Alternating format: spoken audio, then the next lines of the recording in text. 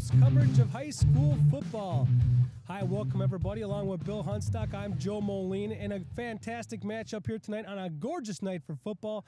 It's the Totino Grace Eagles, a traditional power, hosting Hopkins Royals in a non-conference game. And Bill, when we talk about these two teams matching up, two teams not very familiar with each other, their paths haven't really crossed much, and their styles are a little bit different as well. So that provides an interesting matchup here tonight. I think we're going to see a real contrast of styles. Offensively, particularly. On offense, Hopkins is going to spread the ball around. They run from a spread offense with a shotgun quarterback. They're going to throw the ball more than they run. They've always liked to run the ball, and they've got a couple of good running backs. So they're not going to be 100% pass, but they're going to be spread out. They're going to try to run tempo football. They're going to run up-tempo football and try to move the ball around a lot. Totino Grace, on the other hand, is I don't want to say they're conservative because they're not, but their offense is a wing T based, so that's a power and misdirection running game with play action passing. And if you aren't a disciplined defense against their offense, they will pound the ball at you. When you tighten up your defense to stop the run, they'll run play action pass and hit good receivers, and they've got good people at every spot. They've got good receivers, good running backs, and a pretty good quarterback right now. And when we think about Hopkins the last few years, we think about that passing attack that you kind of mentioned.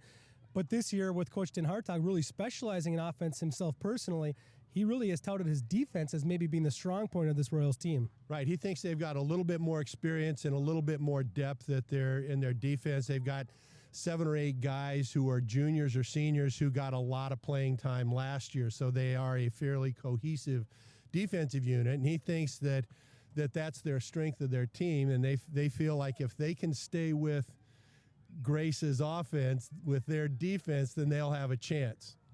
You don't have to be a heavy-duty sports analyst to dig into the Hopkins Royals schedule, too, and just see how brutal it is. I mean, non-conference games against here tonight, Totino Grace, last week, Lakeville North, and the most difficult conference schedule there is in high school football in the state of Minnesota with, the state powerhouse in Eden Prairie and traditional powers, Minnetonka, Edina, and Wayzata, a very difficult schedule. Yeah, they really took a big step this year in their non-conference scheduling, playing Superior, Wisconsin which is a pretty good team in a large school in Wisconsin. They're playing a very good team from Michigan in a week or two. So, and then they get into the meat of their conference schedule, which, like you said, Joe, that's not something you'd wish on very many people.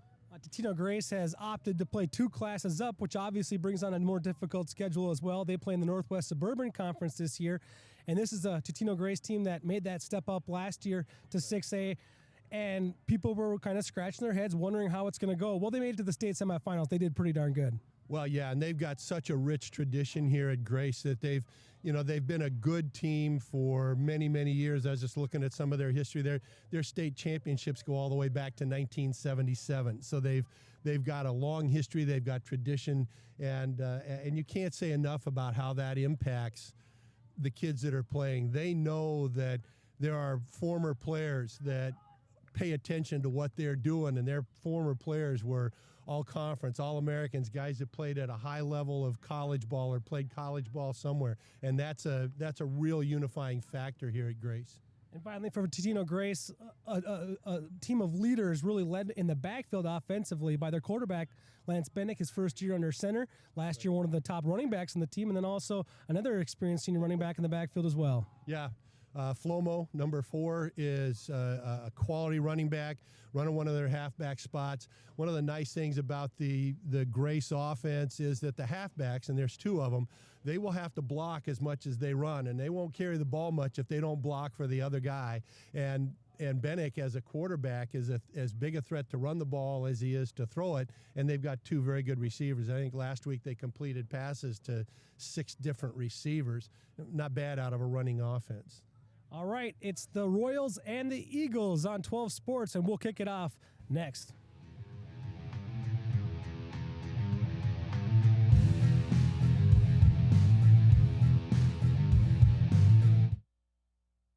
You watch Channel 12 at home. Why not on the go? Channel 12 is online at 12.tv. Watch on your phone, on your tablet. Channel 12 is your local source wherever you go. Just log on to 12.tv. Check out our videos, subscribe to our YouTube channel, follow us on Twitter, like us on Facebook, and even watch live events via live stream. So don't wait. Stay up to date with Channel 12 and 12.tv, your local source.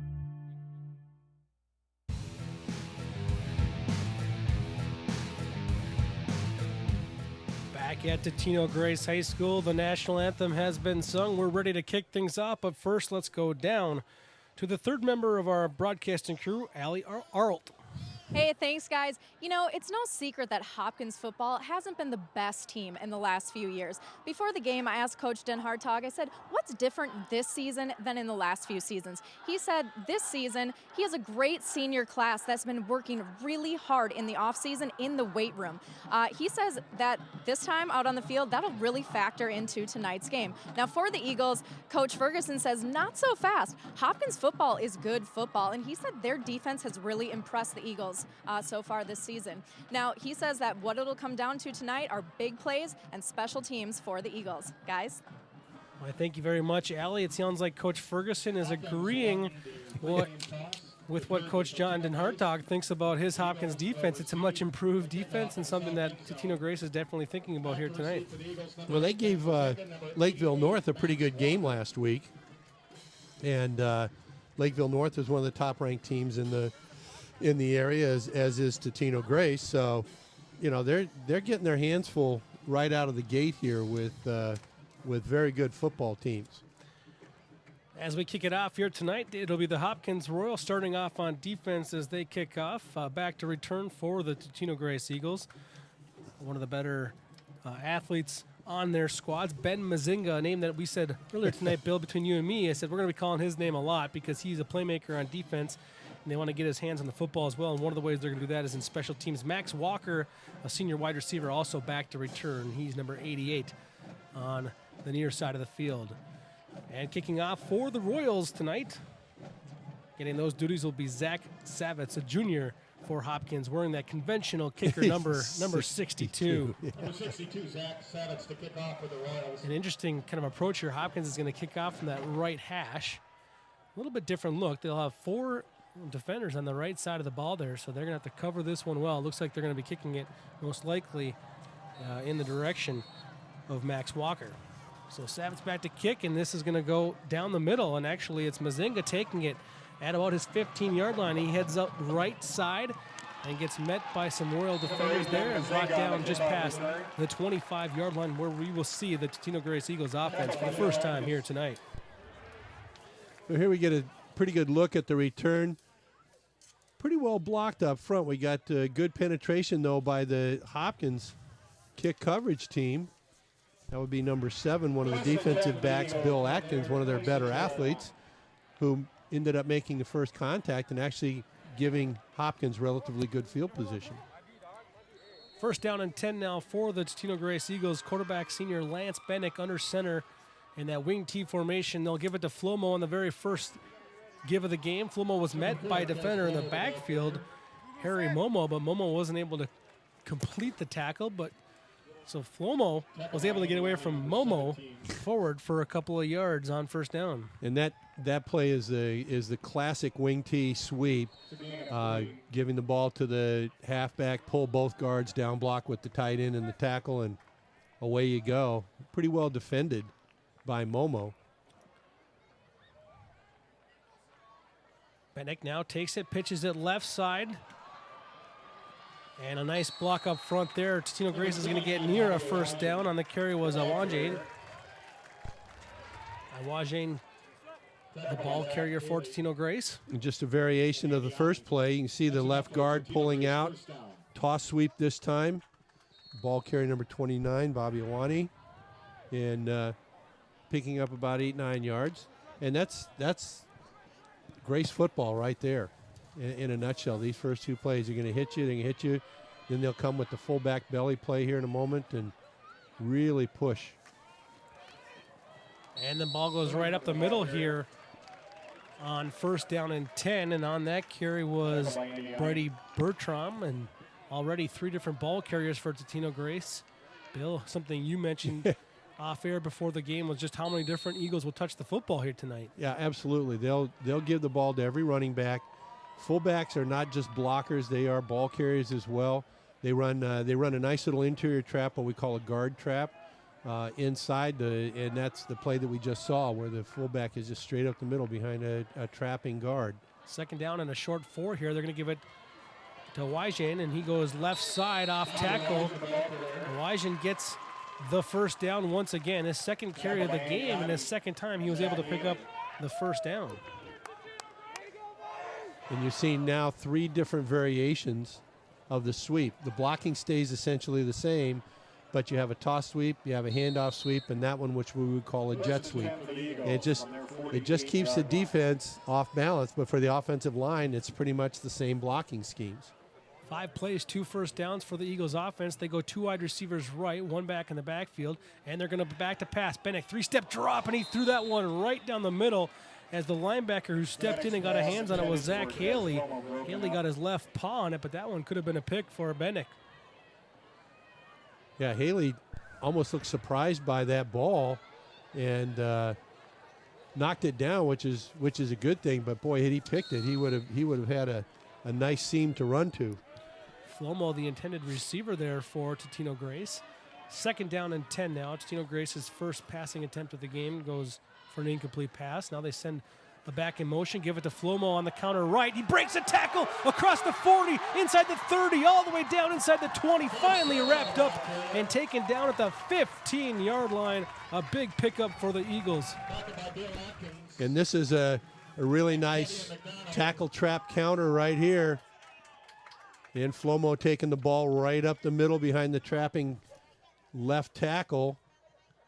Not only getting into the linebacker zone quickly, but all the way into the secondary. And Atkins is able to wrestle him down along with number 82, Kevion McDonald. 37-yard pickup there for Flomo. And they'll go first down and 10 now from the Hopkins 14. They send a running back in motion, put him into the deep back, hand it off left side, breaks a tackle inside the 10, draped down at the 2-yard line. A nice pickup for Totino Grace. On the carrier there was Gayflor Flomo. The younger Flomo getting the carry on that one. So here we see, again, this is a good classic lead play. Fullback lead, fullback isolation play. Tailback getting the ball and running right off the left guard, left tackle. Put the ball right down on the 1-yard line. 11-yard run for the younger Flomo as you take a look at Coach Jeff Ferguson in his 13th season at the helm for Totino Grace. 7 state championships in the last 11 years. Bennick under center sends Flomo in motion. He gets the ball on the turf, but is able to scoop it back up. What an individual effort there, boy. He put the ball down in the grass. Could have been a huge turnover for the Royals defense, but Kez Flomo able to recover. He gets stripped pretty good by Harry Momo, and boy, he makes a one-arm, one-hand scoop of that ball. That ball could have ended up on the sideline. My goodness, but that was a nice play by Momo and the Hopkins defense to push the ball back to the 6-yard line, a loss of 5. Good penetration from Momo. Harry Momo, one of the top defenders on this Hopkins team, plays a strong safety position where he can kind of roam a little bit and make some plays defensively, and he made one right there. Second down and goal from the 6-yard line. Now the handoff, fake handoff. Bennick back to pass, under some pressure now, rolling to his right, and he'll be taken down. He got back to the line of scrimmage and may have even gained a yard. Hopkins defense strengthening up here on their goal line defense. And this is a fake of the ISO. Bennick decides to keep it. Does a pretty good job of getting back to the line of scrimmage, but really not much more. So we're 3rd and goal from the 6-yard line. Last 2 plays have been pretty good for Hopkins. Their defense has stiffened up a little bit. They kind of got a couple things figured out, a couple of pretty good individual efforts. Ben Mazinga checks in to play the left wide receiver position. Otherwise, Totino Grace is all packed in tight. They'll send Kez Flomo in motion. He's now the deep back in the eye. Handoff right up the middle. And he makes it down near the goal line, but he's going to be stopped short of the touchdown as he took that ball from the 5 down to about the 2. A gain of 3 for Flomo. This was tough yardage here on the ISO. Flomo does a good job, gets in behind his guard and tackle on the right side and his fullback, but really isn't much there. We're 4th and goal from the 2-yard line, and all indications it looks like the Eagles are going to go for it here. 4th down and goal. Opening possession of the game. 5 minutes, 10 seconds into this drive. 12th play of the drive. 4th down and goal. Bennick sends Kez Flomo in motion. Hands it off right side. And he gets stood up at the goal line. What a play by the Royals. On that far side, it appeared to be, I think, Joey Mydra who made the stop. Yeah. We'll get a number on that to be more definitive, but I think it's Mydra who came across there at the very end of the play. right there. Yeah. Sure is. 25. 25, Joey Mydra. Boy, 6'3", 210-pound strong safety for the Royals makes a huge tackle. Boy, he really decleated Flomo on that one. He got a good straight shot and put his chest right on Flomo's chest and tipped him over. Saves the touchdown, the ball at the 2-yard line. So Hopkins is very, very deep in their own zone for their very first possession. First look now at the Hopkins offense, and they go out of the shotgun, whether in their end zone or not. Oscar Johnson, the quarterback for Hopkins, is going to get a delay of game there, as I think they were a little, that change of possession with the loss of downs, I think, slowed it down. There was a lot of excitement and celebration, and then they come back out, and I think he didn't like what he saw right away, either being halfway into his end zone. So it's only a loss of about a half a yard because of where they're pinned right now, but it is a delay of game. Now you see, it seems like he's checking out of the play as Johnson gets back out of the shotgun, throwing left side. He has a receiver open, and they complete it for a first down and really a lifesaver to get out of that end zone. Yeah, it was a nice outside go route to Tawan Winston, who does a nice job of getting off of the defender and getting up and making the play and getting the ball out past the 20-yard line to the 24-yard line. So a gain of 22 yards on the first play. Winston, one of the better athletes on this offense. Now they hand it off left side, and getting pretty positive yards there on the far side was Davon Campbell, a sophomore running back. Hopkins will feature 3 different running backs, a sophomore in Davon Campbell, and then also a junior in Jamichael Ellis. And they also have a senior they like to give the ball to, too, in D.T. Williams. So we'll see all 3 of those tonight. But first up was the sophomore who picked up 6 yards on that carry. Now Hopkins sending a man in motion. They're going to give it now to the receiver on an end around. That was Kavion McDonald, the younger brother of former Hopkins great Andre McDonald, and he picks up just a couple on that second down carry. It's the what we would call the jet sweep, giving the ball to the motion back and just letting him use his speed and talent to try to get around the flank, and got a couple yards, but still 3rd and short now for Hopkins offense. From the 32-yard line, Royals big conversion coming up here. 3rd down and 2nd as the quarterback Johnson will look to the sidelines for some direction from Coach Dan Hertog. 2 receivers to each side now, ball on the left hash there. Out of the gun. Steps back to pass left side, looking once again for Winston, but that one was overthrown and will fall incomplete. So Hopkins now bringing up 4th down. I would think this is probably a punting situation as the punting team will come on, but they were able to give themselves a little bit of breathing room with that one big first down pickup. Right. And looked like Tawan Winston just got slowed down a little bit on his route, and just the ball was just a little overthrown.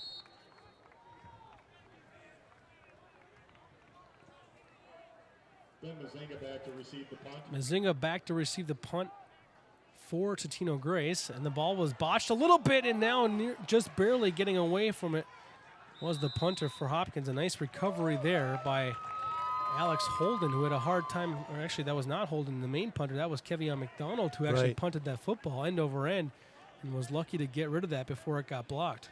So he gets it all the way down to the 40-yard line. And Mazinga did a smart job of fair catching that and not taking a big hit. So Totino Grace went all the way down to the 1-yard line and did not score, and only really gained 16 yards of field position out of their second possession. They started their first one at their 26, actually a 14-yard gain. Now they're at their 40.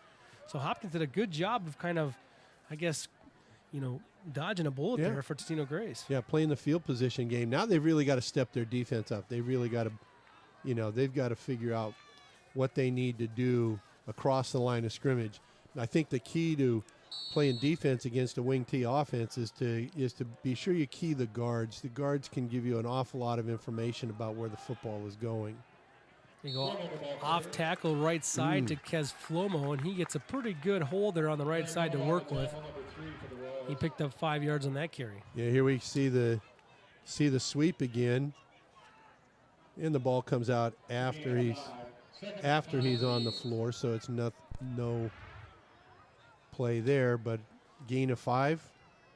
7 minutes into this first quarter, and Kez Flomo has already 6 carries for 46 yards. Yeah, I think we'll see him carry the ball 20, 25 times tonight, Joe. I really do. Until they stop that. Now the ball's going to go to actually Bennick's going to keep it and not fooled by, it was the defender Webb Bolstead, the defensive end for the Hopkins Royals. He came across there, read it perfectly, and took Bennick down for a huge loss. Well, that was really well played by Bolstead, as he wasn't fooled by the interior belly play. And here's the keep by Lance Bennick, and Wes Bolstead does a nice job of corralling him. Loss of 6, and we have 3rd and 11 for Grace now at their own 39. 3rd and 11 now after the 6-yard loss from Bennick. Now Bennick throws an interception, his 3rd of the year. This one could go the distance. Bill Atkins is gone into the end zone for a touchdown. And the first score of the game goes to the Hopkins Royals defense. Boy, and that was really well played by Bill Atkins. He read the pass. He looked into the eyes of the quarterback, broke on the ball better than Mazinga, the receiver, steps in front of the receiver and makes the play. Bang, right there. Mazinga doesn't make the tackle, and Bill Atkins is off to the end zone. So in a matter of about 2 minutes, Joe, we go from Totino having the ball on the Hopkins 1-yard line ready to score to Hopkins scoring on defense. Very, very big turn and a very emotional turn, as you would know. Yeah, Hopkins travels, 73 yards, does not score, gets stood up, gets the ball back, and then look at this, 3rd down and 11. So he's going for that little kind of hook pattern. It was going to be well short of the first down. Mazinga set up, and the ball was just thrown inside. And you got to credit, there was some pressure up front there from the defensive line. Yeah, from Kyle Johnson, 6'5", 233-pound defensive end, put some good pressure. He doesn't make the sack, but he put good pressure on the quarterback, Lance Bennick, and that's a big deal. I mean, that's a very emotional play. That's a team like Hopkins playing against one of the top-rated teams in the state. They have to keep their emotional edge as long as they can. When you're playing or coaching as an underdog, that having that emotional edge at any point in the game is a good thing. Well, how about the defensive line play, though? They get the loss of 6 on the Bennett keeper, and then they get the pressure up front, which you know as well as anyone, it's defensive pressure on a quarterback that makes cornerbacks better. Yeah. Oh, yeah. Yeah, it's that pressure on the quarterback that makes the defensive back's job much, much easier. All right, Hopkins up 7-0 here. 3:59 to go, and it's an onside kick, trying to take advantage of the momentum, and they got it. I think he shielded it perfectly. Winston waited for that ball to go 10 yards, boxed out the Totino Grace. Just like he was boxing out for a rebound. Boy, let's take a look at the replay here. 5. It looks like he played this perfectly Doesn't live. touch it. He did get a little early, Bill. Maybe, I but think it's going to be the referees don't have the luxury of our replay. Yeah, we're going to have the replay on that. It was... Oh, man. He played it so perfectly, and this referee, I hope that he knows how close it is at least. Yeah, that's a really big time play by Winston to not have it bounce into his feet He does a good job. Look, he gets his hips into the right there. I think he got it. I think he touched it a little bit there's before no, the 50. You look down the 50-yard line, and there's no official there. That's a very, very tough call for this officiating crew. They might have got it right though, Bill. Maybe. Totino Grace I hate to say they get close calls, right? As Flomo goes right side for a nice gain of 6 yards. Boy, think of the momentum that could have been in Hopkins' favor there on that one. What a gutsy call and execution by Hopkins. Yeah, like you say, a gutsy call and well executed, just about to perfection. Of course, the key words there being just about. Just about. I mean, you're talking 6 inches. You know what I mean? Yeah. And we've got, and you watch Grace. They don't get shook up by anything. They're gonna stay with their offensive system. They're gonna run the ball until you get up and try to stop them. And now they're gonna pass the ball. So that's a short gain by the fullback. And Bertrand goes for no yards on that one, the second down play after Kez Flomo went for 6 yards. It brings up another crucial third down here. With this Hopkins defense, you got to believe gaining some confidence as this first quarter moves on. Yeah, and number 77, or 72, excuse me, Trayvon Pettigrew made a very nice play on. Penetrated, got into the backfield and made the play before it could get going.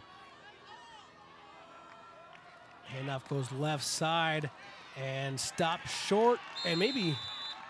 I was going to say, maybe that ball came out there.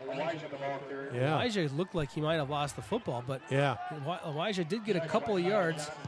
Look at him here get wrapped up at the line of scrimmage. It looked like that ball might have got... Yeah, his knee was down there. His knee was down, but... What a great tackle, though. Great play defensively from Zach Haley. We've called his name a couple of times now for some big plays today. Grace I don't know who the... Yep.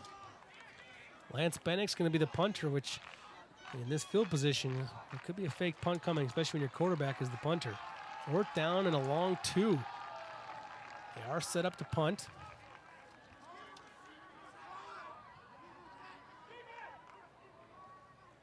Bennick looks like he's going to be punting this one away. It's an end over end, very low, but it's going to get a good Totino Grace roll. It hit down at about the 28 and rolled all the way down inside the 10. Nice roll for Totino Grace. Of course, this is one of the few natural grass fields around here in the metro. Right. And he used it to his advantage there. Yeah, 10 yards in the air and 28 yards on the ground. A 3 and out, though, for the Eagles defense. Even after Hopkins gave him that great field position by taking the gamble at the onside kick, the defense steps up again. This Hopkins defense has really answered the call tonight so far. And Coach Dan Hartog was pleased with how his defense has played so far this year. Now I see if his offense can start to click and keep the Grace offense off the field. Oscar Johnson in the shotgun. He'll send one of his right receivers, not in motion, but maybe shift him a little bit. Put McDonald more in a tight end spot. Now sends a running back in motion. That's Morgan. Now a fumble. And Grace is going to get the football right back. Coming away with the football is T.J. McDonald for the Eagles. Boy, again, we talked about the emotional shift for the Hopkins Royals on the interception. Here's another one, and the ball is dropped and then kicked right into the line of scrimmage, and McDonald is right on it. Well, just no reason for that fumble. Just took his eyes off it. Got to keep that concentration level high. He was looking to hand off to Jamichael Ellis. Just didn't finish the play. Yeah, Oscar Johnson didn't even really have the ball, didn't pay much attention to it. There's a big break for Grace. 1st and goal from the 10. Bennick under center. Hands it off to the deep back. It's the young Flomo. Huge hole left side, and he's into the end zone. Touchdown for Totino Grace's Gayflor Flomo, the sophomore halfback for the Eagles.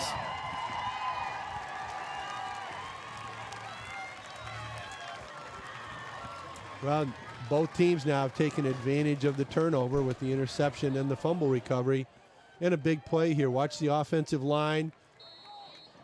Fullback gets a good lead block. Flomo's already 7 yards into the secondary before anybody's even ready to touch him. So that's a pretty good football play right there. The momentum swings in this football game as Totino Grace puts the extra point on the scoreboard as the kick goes to the uprights. Let's take a look at that touchdown again. Good blocking from the left tackle. Right, you can see that the fullback does a good job of kicking out the outside flank support, and there's really nobody there to make the play until Flomo is in the end zone. Well, for the first time tonight, after this play, Hopkins will get the ball from a kickoff and theoretically going to get somewhat decent field position. Yeah, Hopkins defense, the defense has answered the call here tonight. You give them a short field with only 10 yards to work with. You're asking a lot of them. They've already made some big plays here in this first quarter. I was thinking about this when, maybe some people are surprised by Hopkins getting up early in this game against Totino Grace. Now it's tied up, obviously, but Hopkins is not a team that's going to be intimidated by Totino Grace. I mean, they play against Eden Prairie and Wayzata every single year. This is a team that's prepped to play in big games. Right. And a lot of times, I mean, you look at both these teams' schedules, and they don't have any, neither one of them have any lightweight teams on their schedule. It'll be the touchdown scorer, Bill Adkins, who got the interception for a touchdown return the kick, and he broke a tackle left side across the 30, 35, 40, and down near the 44-yard line. A flag comes flying in around midfield there from far away. Did I see a water bottle flying? A yellow water bottle was flying, and it wasn't the flag, I guess. No, it is a flag. No. Bill, you're making me question. The guy was standing on it. Bill. Hey, old man eyeballs. That's all I can say. You're the guy with glasses here. What am I doing listening to you? There you go. Holding on Hopkins. Nice return by Atkins, though. They might want to get this young man the ball a little bit. He's got some playmaking ability in him. Yes, he does. Oh, and there's the hole right there. Maybe.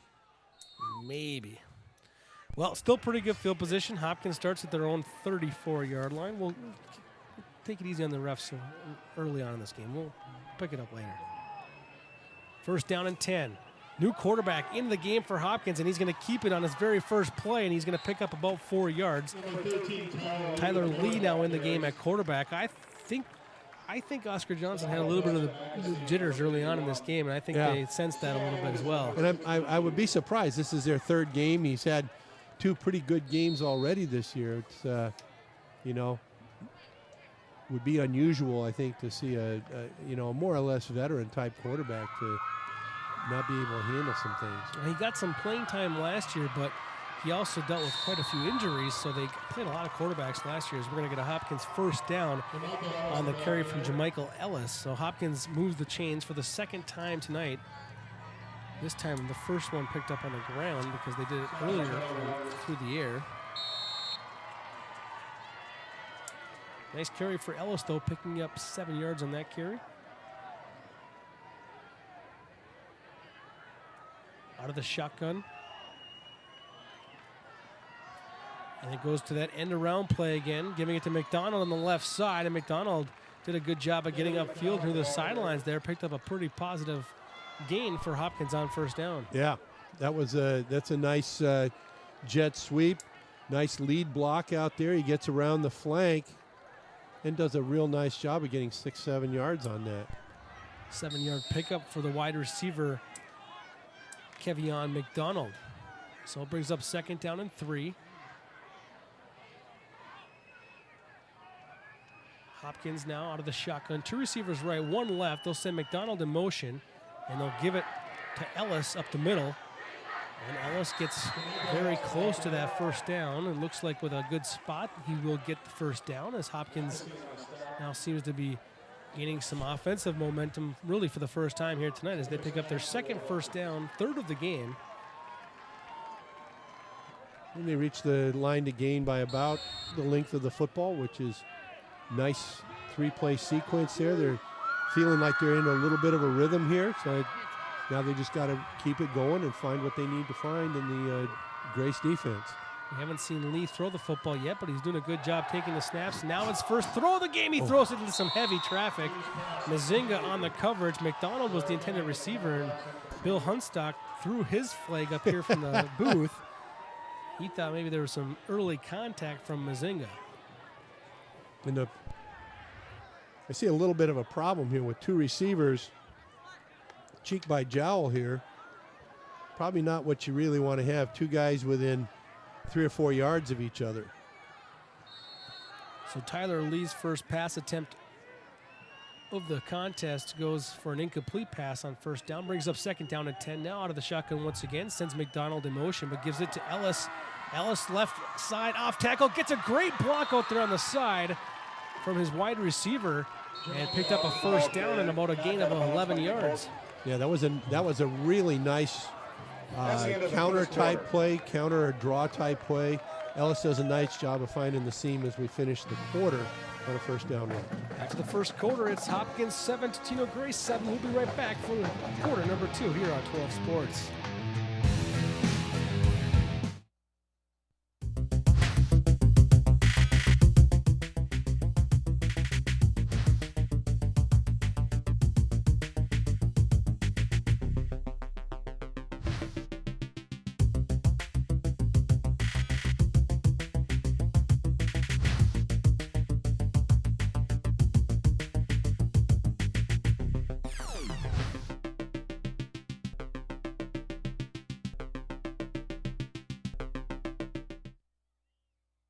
My new mom and I have a lot in common. The great outside. We both love the outdoors. So shiny. That's not a flower. We both love geology. Oh, look. An igneous one. That's not a rock. And she knows a lot about wildlife. A labradoodle. That's not a dog. Hanging out has been kind of fun.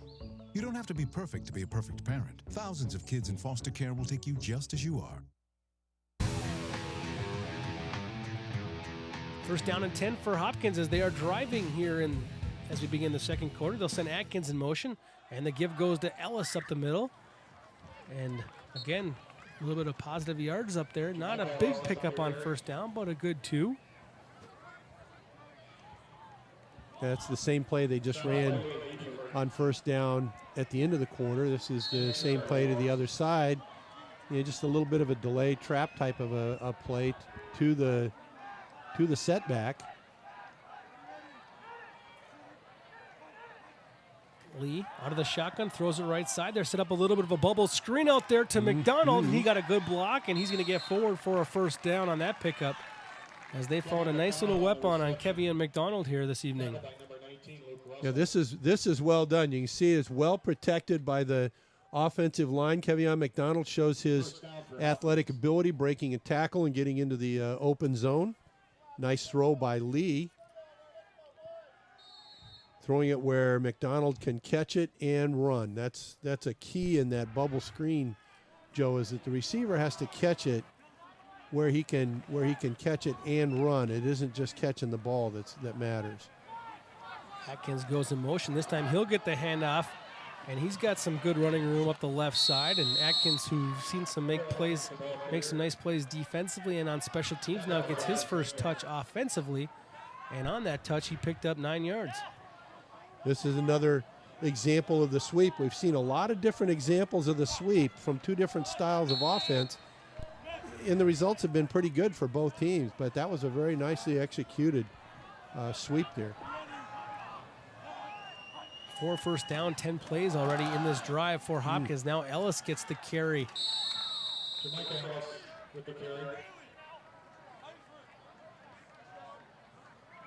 That didn't look like much, but the offensive line got a good push. You know, if the offensive line gets a 2 or 3 yard push on a short yardage play like that, usually you can get a first down, and that was well done by the Hopkins, the 5 inside guys for the Hopkins Royals. Already the 5th first down of this drive as it started on the Hopkins 34-yard line. They're getting a lot of first downs, but they're just getting them by the nose of the football. So they're getting a lot of them. Now that handoff, it looked like at the last second, Lee decided to give it to his running back, Ellis, but Ellis already had a lot of penetration in the backfield. That was the first time Totino Grace really got good penetration in the backfield in this drive. We'll see Preston McCaskey and number 80 is at McDonald, TJ McDonald, coming in from his linebackers. So those two guys got good penetration, and they were there right now before that play could develop. So we're 2nd and long for the Royals here deep in the Eagles territory. D.T. Williams checked in at running back now, giving Jermichael Ellis. And now a bad snap. Lee is after it. He's able to scoop it up, but he's under all kinds of pressure, and he gets forward for a couple of yards, but it's going to be a big loss. They started at the 12-yard line. They're going to end up about at the 32. That's a 20-yard loss right there on that play. Nice scoop. But Lee just doesn't have a chance there. You got 6 guys and nobody able to block because they don't know where the football is, and that's a tough one. Those are really tough to deal with.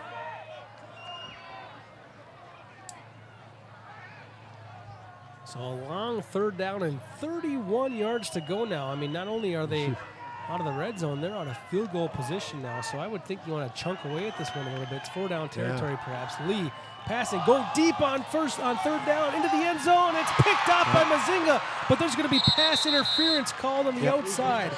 Some pressure on the outside from Josh Hartwig, who was on the coverage. I think he got caught up a little bit with the receiver Tajon Winston, and Hopkins is going to be the beneficiary of a 3rd down and 31 pass interference call. Right, which in high school football, that's going to be 15 yards from the previous spot, but it's an automatic 1st down. No, it's still 3rd down. It's not an automatic. So I kind of bit my tongue for a moment there because it's always hard to get back into the high school rules. But high school rules is, you're right though, it is from the spot, and usually you do get a 1st down because it's such a long penalty. Right. It's going to take it down, 15 yards, but it was 3rd down and 31. So now we're still 3rd and 15. Yeah, 3rd and 16 now for the Royals, but a big penalty nonetheless because it gave them a chance and negated what was a good interception by Mazinga. Lee out of the shotgun. Looking left, they're setting up a screen in the middle. It's perfectly read. Oh, sniffing that screen out was Isaac Floral, who made a great tackle in the middle of the field.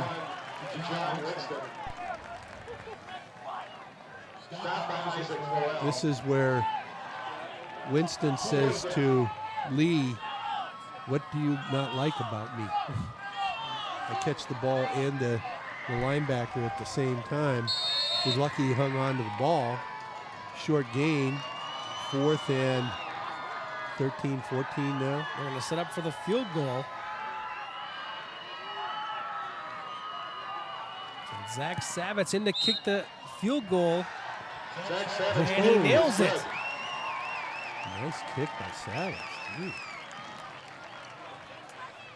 Savitz puts it to the uprights and gives Hopkins the lead right back. It goes 10-7 now. Hopkins, what a big pass interference call that was. It was the right call. No one's disputing that. Right. And Hopkins takes advantage by putting 3 points on the board. Yeah, that's so hard to do. And in high school and college, I have no problem with a D-back taking a penalty like that because you might save the touchdown. And spending a typical day by shadowing a student don't get much or getting a yardage personal tour. To RSVP or for more information, visit TotinoGrace.org. Never trailing in this contest so far with 8:01 to go in the 2nd quarter. They get a 10-7 lead.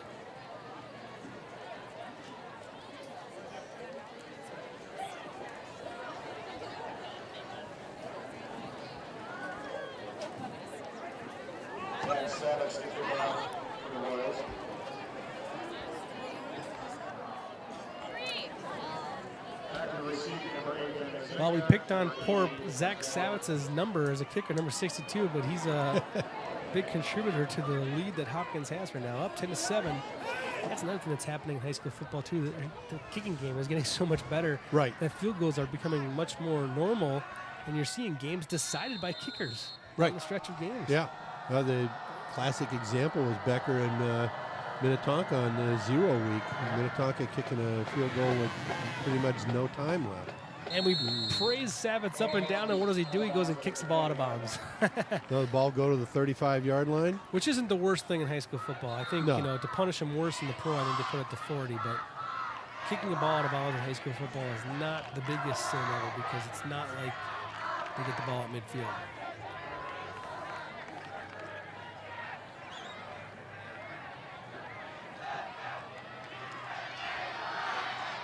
Oh, they're going to make them They're going to make them kick. Yeah, they agree that it's not that great a field position. Let's punish them 5 yards and make them kick it again, because I think you'd rather return the football. Right. And take a chance and let your athletes make some plays. Although I was never opposed to taking the ball on the 35-yard line. Well, you never had a great kick returner then. You never had Percy Harvin, huh? No, we didn't have him, but we had one year where we had one kid ran back 5 kickoffs for touchdowns. Well, I hope that year he didn't take the penalty. No, we didn't. That was when we had a pretty good group of guys that knew how to block on a kickoff return. Well, Hopkins, a very nice field goal drive. I mean, they got the ball at their 34-yard line, moved it down, got 3 points. Now let's see what their defense can do here. 8:01 to go in the second quarter. Totino Grace looking to answer the bell a little bit. It'll be Max Walker returning this kickoff. He catches it at his 15, has a huge hole at the middle, and got brought down by the shoelaces. Give all the credit in the world to Carter Green for that tackle, as it looked like if that tackle was not made, he might be off for the races. And where does the ball end up? The 35-yard line, yeah. There you go. Maybe just past 36, the 35. They gained a yard there. Gave him the skid yardage there. That's always a plus. But, you know, I look at Hopkins right now has survived a couple of, you know, kind of nasty things. A fumble that gets turned into a touchdown. They've had a bad snap that really took them out of, and they're still a hit. That's a huge plus for Hopkins. Panic, back to pass, under some pressure. He's going deep. He's got Mazinga, and it's got him for a first down. One-on-one coverage on over the top, and Mazinga jumped up and got that football. The coverage for Hopkins was Manny Kumang. Kuma did not make the play. No, and you said earlier in the game, Joe, that Mazinga is one of those go-to guys, both offensively and defensively. And we see that Bennick does a good job of getting the ball out there. He took a pretty good pop, too, after he threw that ball. And just underplayed by the safety. Oh, my goodness. Well, Bennick, after throwing a pick six, redeems himself with a 41-yard connection to Mazinga. And now Totino Grace is back in business, and they're going to throw again, and they find a receiver. Actually, it's a running back out of the backfield. Right. Elijah gets the catch and takes it for a first down all the way inside the 10-yard line, down to the 9, a gain of 14. And all of a sudden, the passing game opening things up for Totino Grace. Here we see a nice play-action pass. Bennett gets the ball out into the flat to the halfback. First and goal for the Eagles. And that's really good. Bobby Awani does a good job of catching the ball and then turning upfield and getting it inside the 10-yard line. They send Elijah in motion now. Fake the pitch to him. Give it to Kez Flomo up the middle. Ooh. And in the end zone for 6. The Totino Grace strikes back in a furious hurry. 3 plays. They travel 64 yards in those 3 plays and score and take their first lead of the game. It's pretty efficient offense right there, I think. I would say so. 2 completed passes and a 9-yard touchdown run. That's about as efficient and as effective as you can get. And I think Hopkins, they just need to, bounce back. I mean, they've had some bad things happen. Yeah, they had a blown coverage there. A nice catch by Ben Mazinga to make that big catch. We have a procedure issue on the extra point for Totino Grace. They'll be docked 5 yards. And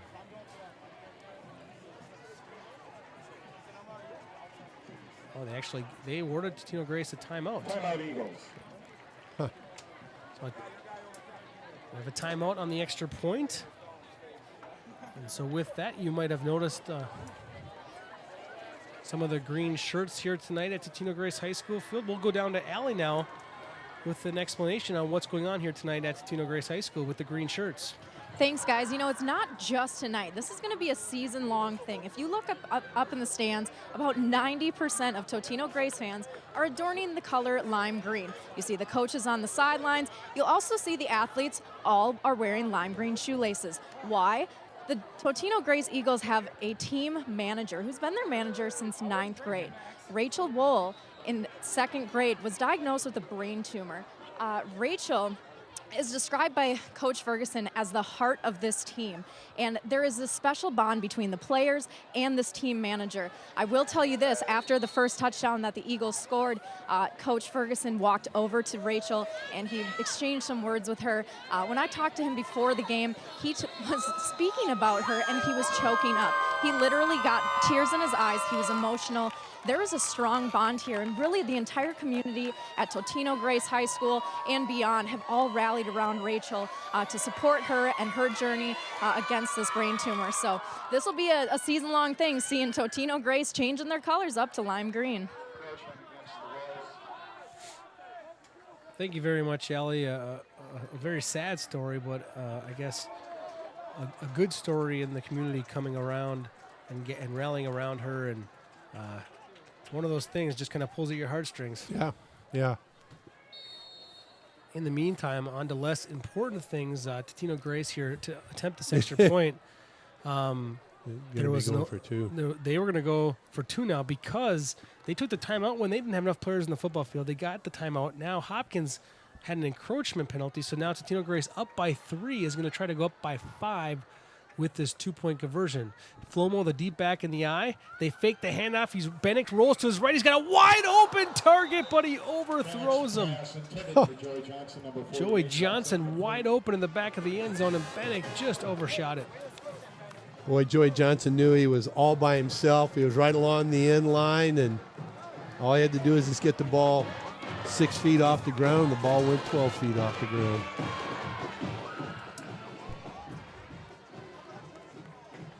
Here's a look at that counter play. Yep. Kez Flomo getting the nice block up the middle there, and also a pulling tackle coming through, kicking out the defensive end. Flomo into the end zone. The second Flomo touchdown of the night, but that one was the first one for Kez.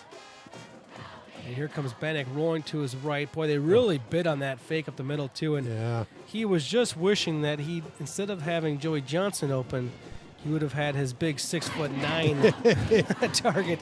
That would have been beneficial. There's a 6'9" player on this football team for Totino Grace, and haven't seen any action here tonight.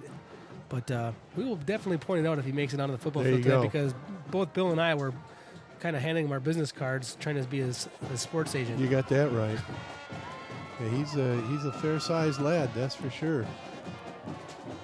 All right, Totino Grace with its first lead of the night, 6:53 to go in the second quarter. Eagles up 13-10, and they're going to kick off now to the Royals.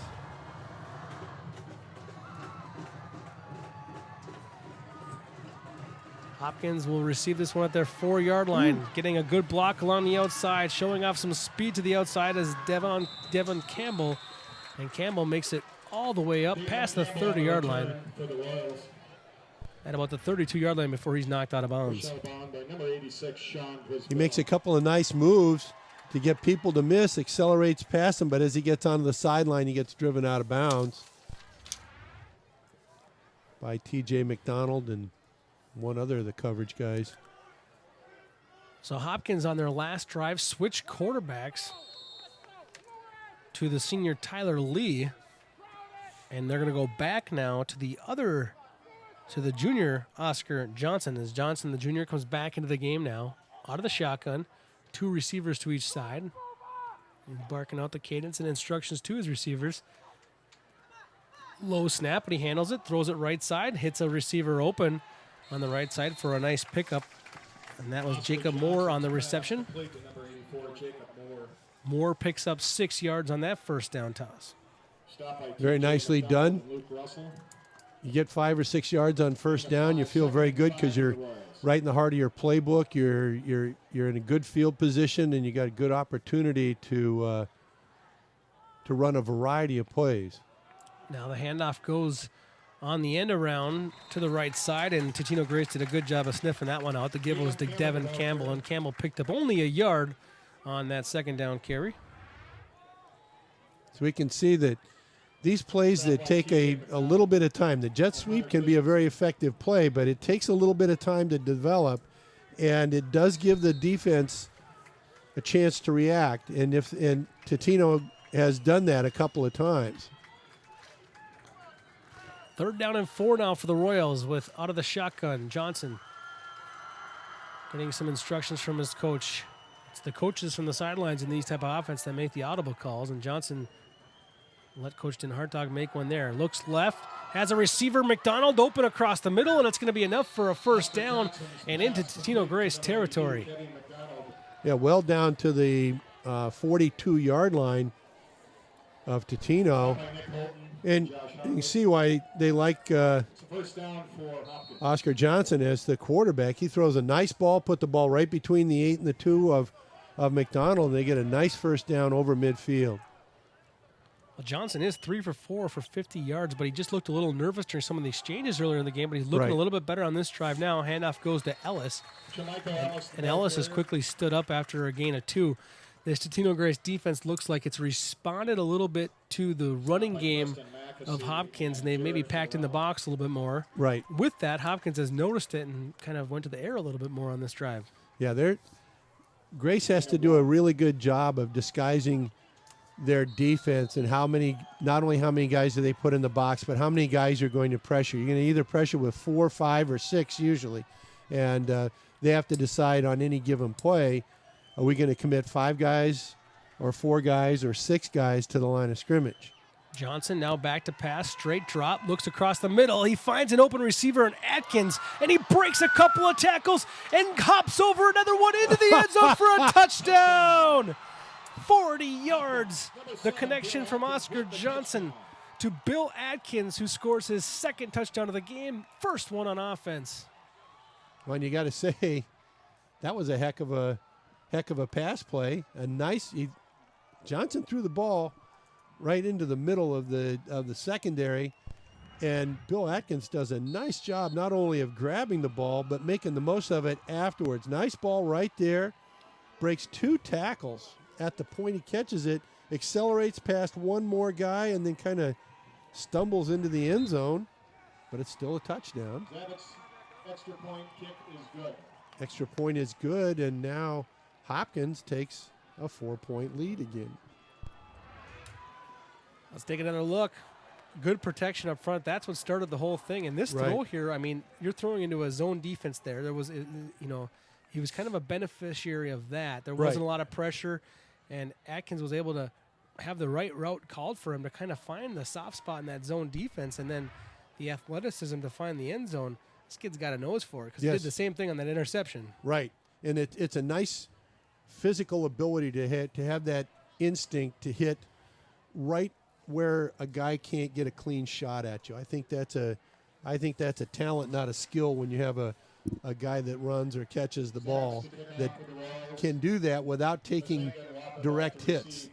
And Atkins has shown that he can do that. And he's got a pretty good set of hands. He's grabbed the ball well, and he's used his speed to get into the end zone twice now. Yeah, he's a nice little playmaker. So some guys are born 6'9", and some guys are born knowing how to make big plays, I guess. There you go. Well, a seesaw battle here. A couple of lead changes in this ball game now, and it's getting to be pretty exciting. A little unusual for Channel 12 Sports to have this much of a meat cooker early on in our football season, so we're pretty excited up here in the booth. Oh, and there's a big hole on the kick return. Oh, it's the kicker making the tackle. Big return by Max Walker. And we've been singing the praises of this kicker tonight, Zach Savitz, and we'll do it again. Savitz saves a touchdown there for Hopkins. Yeah, Max Walker does a nice job of finding the seam, gets a couple of good blocks right there, accelerates upfield. You notice one thing that he doesn't stop doing, he runs to the goal line. He's running north and south, and that's a real strength of a good return guy. Don't be looking to go to the sideline. Just go straight upfield. More times than not, things will break for you and you'll get a good return. So Grace with ball in good field position. At their own 42, Bennick sends Flomo in motion, pitches it to him. Good penetration on the outside, so Flomo cut it up nicely and picked up a couple of yards there. About a 3-yard pickup on what could have been a tough loss for the Eagles had he not been able to avoid that defensive pressure. Right, and that's a really nice cut by Flomo. A lot of times in the wing T offense, that's exactly what the cut is designed to do. It's designed to be a 90-degree turn and get upfield as quick as you can. They need a little bit. Hopkins needs to get a little bit better at inside-out tackling. Flomo goes to the deep back now, and he's met in the hole, but he spins away from that tackle, gets out of another one. Oh, my. Kez Flomo gets taken down inside Hopkins territory, down to the 41-yard line. A pickup of 14, but I don't think you're going to see a more impressive 14 yards than that. No, this is a very physical play. You watch right here. There's a big bang right there, and Flomo bounces off of it. He's stunned for a moment, but he manages to keep his feet and then find the place to run and does a very nice job. I'll put that in the Kez Flomo highlight package. That was a good one. Now the hand-up goes to the fullback. This one's going to be a very short gain there as he falls forward for about a yard. And the fullback on that play for Totino Grace was number 12, Isaac Floral, who's a starter for defense at linebacker, but checked in there at fullback. And like we said earlier in the game, Joe, the Eagles will use a lot of different running backs. They'll use 5, 6 different running backs. Everybody will get a carry or two, and they'll be very tough.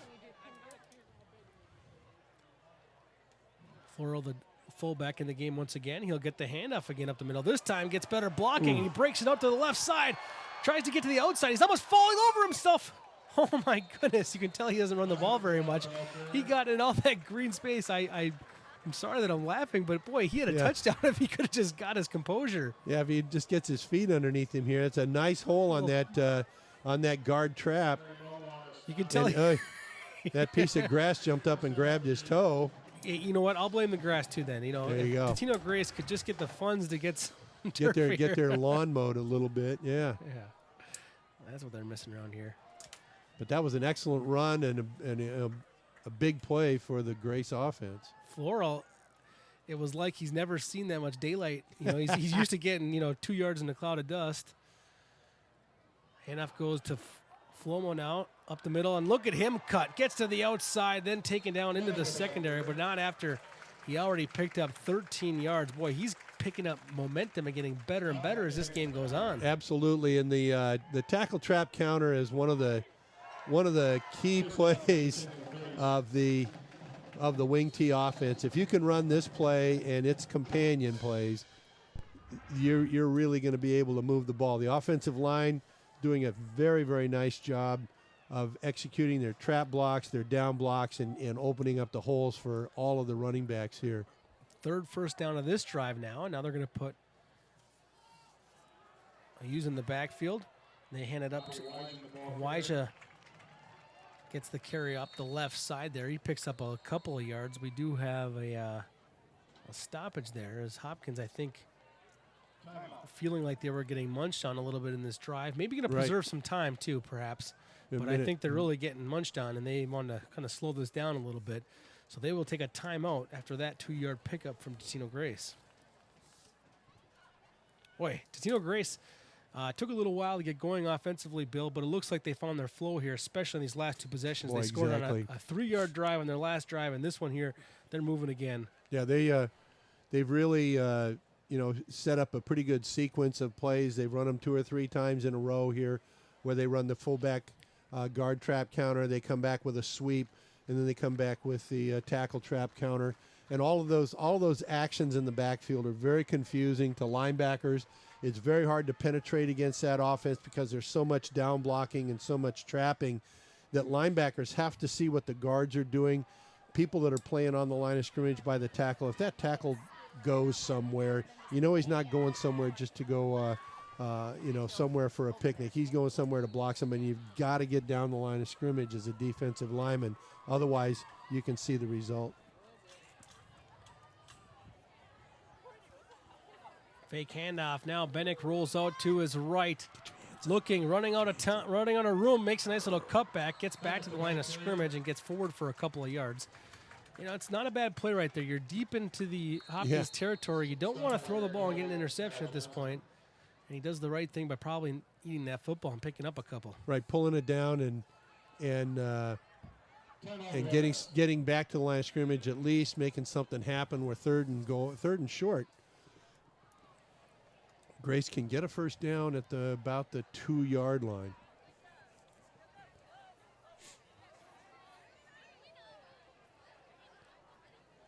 So it'll be third down and goal. Or sorry, third down and 3. They're not quite a goal, so they can get a first down before they get into the end zone. The ball will be on the 5-yard line here. The good thing about this down and distance, I think, in this third down 3 situation, you seem to practice plays from the 3-yard line a lot because you practice 2-point plays when you need a 2-point conversion. So you can kind of whip out that play right now because it's kind of one play you needing 3 yards. Right. Floral will be the fullback in the backfield for Totino Grace. Flomo is going to be the left halfback on the wing T. Awajian is the right back.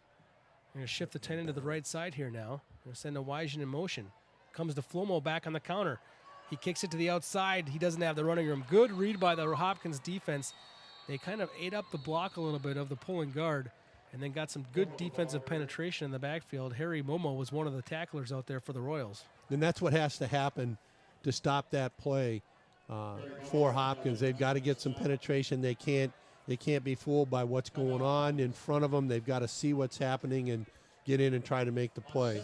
Hopkins will use its final timeout now, and they stop the clock. So what Hopkins is doing, I think the timeouts were used really effectively here by their coaching staff. I got to give them credit because they slowed Totino Grace down. Right. Totino Grace was firing off plays and getting big chunks of yards.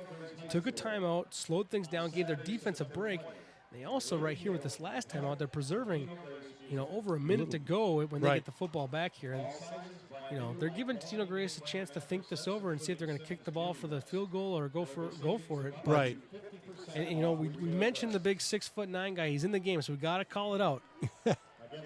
James Streeter, number 14, 6'9", 287. Looks like he blocks for the extra point and field goal team here on the right tight end. But, boy, I'd call a fake field goal his direction someday. So this one will be a 25-yarder for the kicker, Billy Walker. Snap is good. Oh, but the kick is not. The hold might not have been good either. Cover it. All goes on the ground there, and Totino Grace gets stopped again in the red zone. Twice in this ball game now. The Royals' defense have really been up to the challenge there, Bill, and made a big stop. There was a no hold. The ball was flat on the ground, and no chance. That ball had no chance of getting up. It looked like the holder missed the tee with the ball, and no chance to get that ball up over the goalpost. So Totino Grace is only trailing 17-13, but they got to feel like they left some points on the field here in this first half. Yeah, they've really done what they needed to do most of the time offensively. But I got to hand it to Hopkins. Their defense has played tough when they needed to, and they've gotten some plays from their offense. And here comes a big play for the Hopkins offense again. Oh, breaking tackles out along the right side. A big pickup and a late flag coming in as well. Let's see if this goes in Hopkins' favor or not. Jamichael Ellis does a nice job of carrying the ball. Not exactly sure what we had. He was pretty much out there by himself. Could be a hold. Could be an illegal block, or it could be an illegal hit by the defense. Definitely kind of after the play, though. Yeah, it looked like it might be an illegal play by the defense, maybe a roughing or something like that. Either way, it's going to be a personal foul after the play by one of the teams, and it's going to be on Totino Grace. Wow. It's a big penalty there. Yeah, 15 yards. That's from the end of the run, which was 15, 18 yards. So that's a net 30-some yard, 33, 34-yard net gain, which is pretty darn good. Gets the ball out past the 40-yard line, and Hopkins still has a little over a minute to go in the half. First down and 10 now for Hopkins when they had to think if they were even going to really try to do anything being down at their 9-yard line. Now they have a good chance to do something here. They're going to keep the ball on the ground, though, maybe a little bit conservative with that 17-13 lead. Last thing you want to do is give the ball back to Totino Grace. And you don't want to, you don't want to give them something that's going to give them Grace an emotional lift, especially when they get the ball at the start of the second half. Well, Hopkins probably happy to let this clock run a little bit. Oscar Johnson really in no hurry. Johnson with 2 receivers to each side out of the shotgun. He is going to throw the ball, though. Across the middle, he's got McDonald wide open. And they got a first down to the Totino Grace 40-yard line. Oh, you're at Totino Grace. 20 seconds to go here. Well, they're not. McDonald right now has found that spot in the zone of the Totino Grace defense a couple of times now. Atkins found it for a touchdown. So here we are down to the 39-yard line. Clock is running, 10 seconds. Johnson rolling to his right. Gets an open receiver. He's got to get out of bounds. And he does there at the end. I think at first he wanted to cut back into the middle. And Coach Dan Hartog had a heart attack over there, watching him try to cut back into the middle, get out of bounds, stop the clock. We got just under 4 seconds. We got a chance. I mean, we got the ball inside the 25-yard line at the 23. That's that's one play worth making. Maybe you're gonna try the field goal. Which is gonna be, it's gonna be a big one though. 30. Yeah, 39-yard field goal. Yeah, 39-yarder. It'll be on the right side of the field, which is what usually a right-footed kicker likes.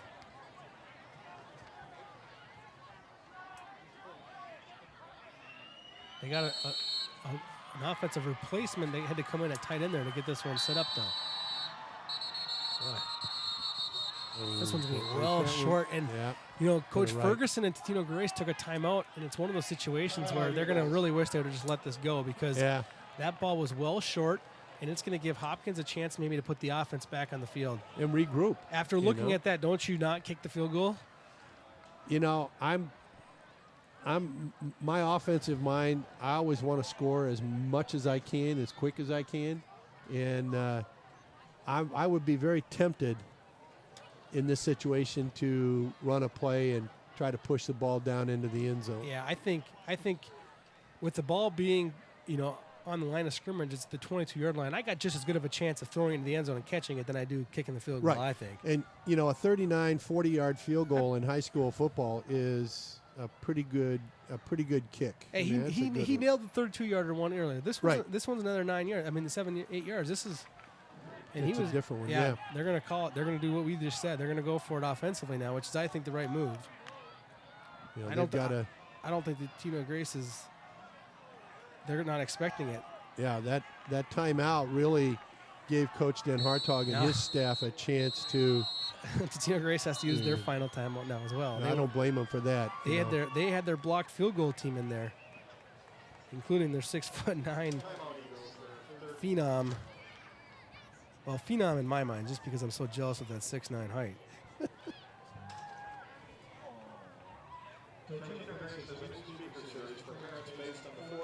So they had James Streeter in the game, use that 6'9" body to try to block that field goal, but now they're going to take him out, get their regular defense back in the game.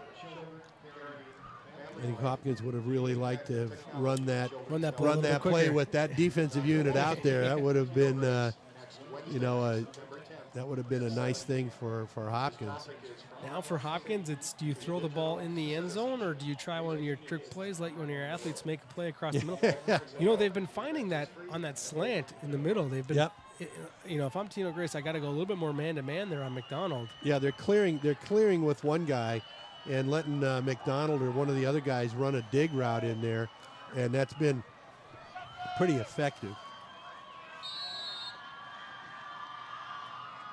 Johnson out of the shotgun, 2 receivers to each side. On the near side, he has his Winston, one of his playmakers. He's going right side. He's got his receiver open, and they just missed him.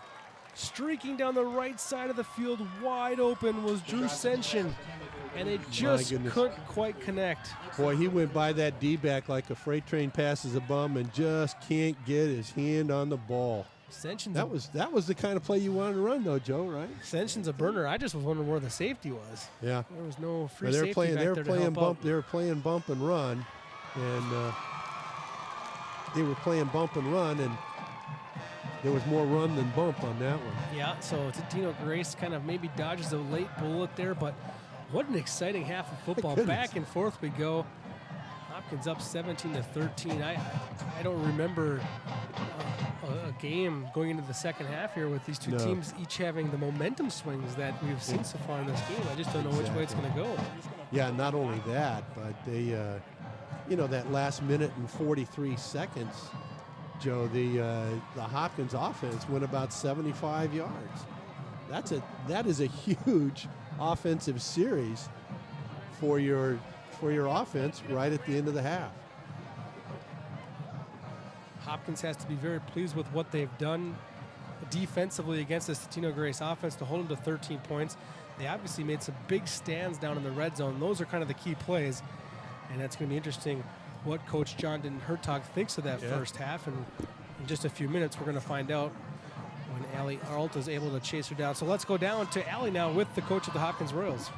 Thanks, guys. Coach, what was the motivation behind switching up from field goal there to putting your offense back on the field? Well, when we tried that kick, we weren't real close to making it, and so I thought, well, if we don't have a great shot at making the kick, maybe we got a shot throw it in the end zone. So, we came out and tried that. It was close. Say, before the game, Coach Ferguson kind of praised your guys' defense, saying you guys had tough defense, and you guys stopped them at the 1 yard line here on 4th and goal. You also got a defensive touchdown.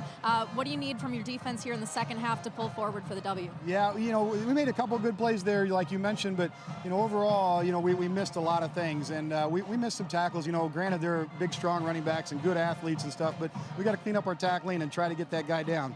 Thanks for the time, Coach. Good luck in the second. Thank you. All right, Allie, great job, and it's great to hear from the coach from Hopkins, and he's, I think, I could say pleased with his team's effort, looking for some improvements in the second half, but there you have it. Hopkins leading Totino Grace 17-13. We'll be right back for more halftime coverage right here on 12 Sports.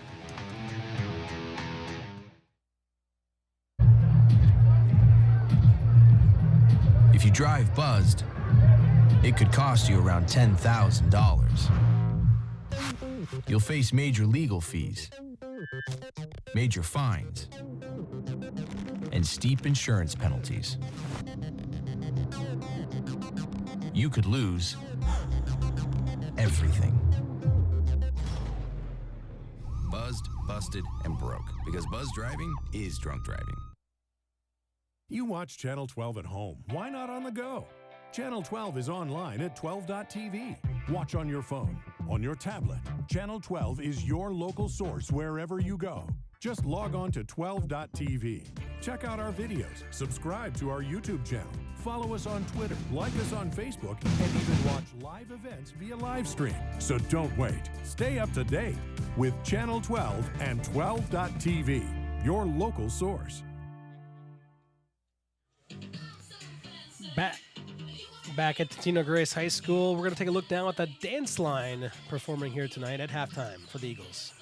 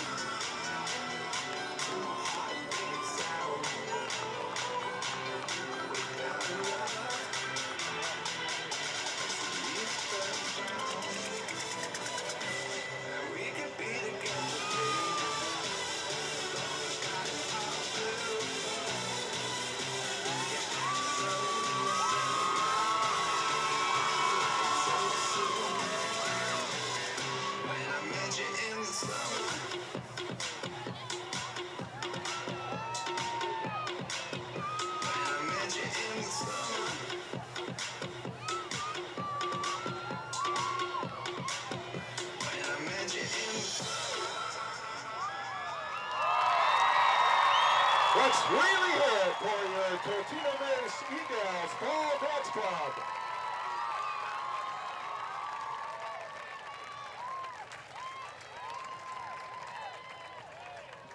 The Totino Grace dance line doing an excellent job here at halftime, entertaining the crowd. It's 17-13. Hopkins over Totino Grace. We'll be right back with more second half coverage, halftime coverage here on 12 Sports.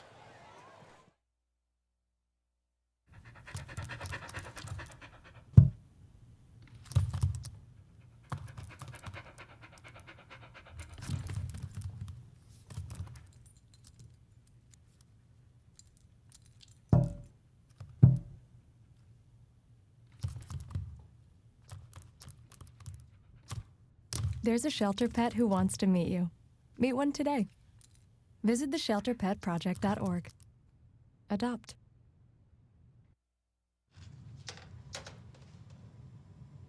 Wow, these are really good. You act surprised.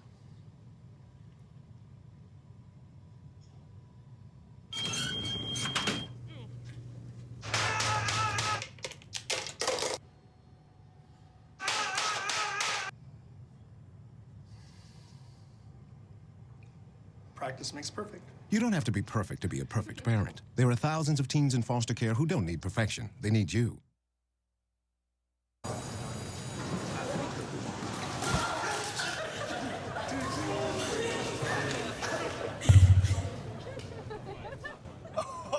That's low. That's low. Look, he's blushing.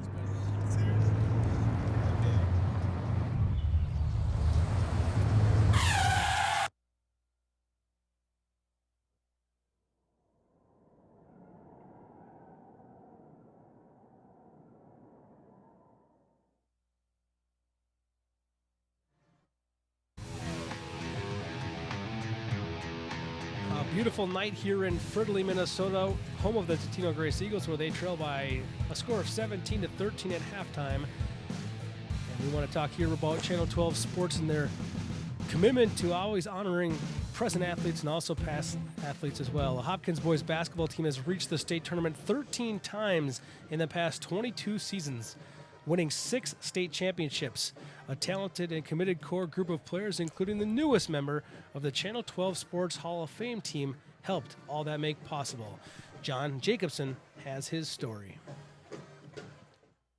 He was an all-state forward that helped propel Hopkins to the top of the prep basketball world 2 decades ago. We welcome 1995 Hopkins High School graduate James Ware into the 12 Sports Hall of Fame. James Ware, nice shot, scores. Ken Novak Jr. had returned to his alma mater 3 years earlier, and in the 1992-93 season, coached the Royals to the first state tournament for Hopkins since 1974. James was a sophomore reserve on that team and remembers it as a breakthrough year for the program. That was the first year, I think, as a program, as a team, and as individuals, we really started feeling like, you know what, this is something we can do. We can be back here consistently if as a collective we all kind of come together and really start pushing.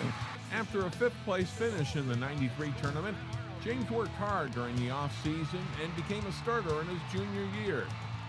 Teaming with players like Justin White, Matt Arnold, and Lyman Myers, the Royals won Section 6AA again and just lost out on a state title, losing a heartbreaker in the final seconds against Minneapolis Washburn.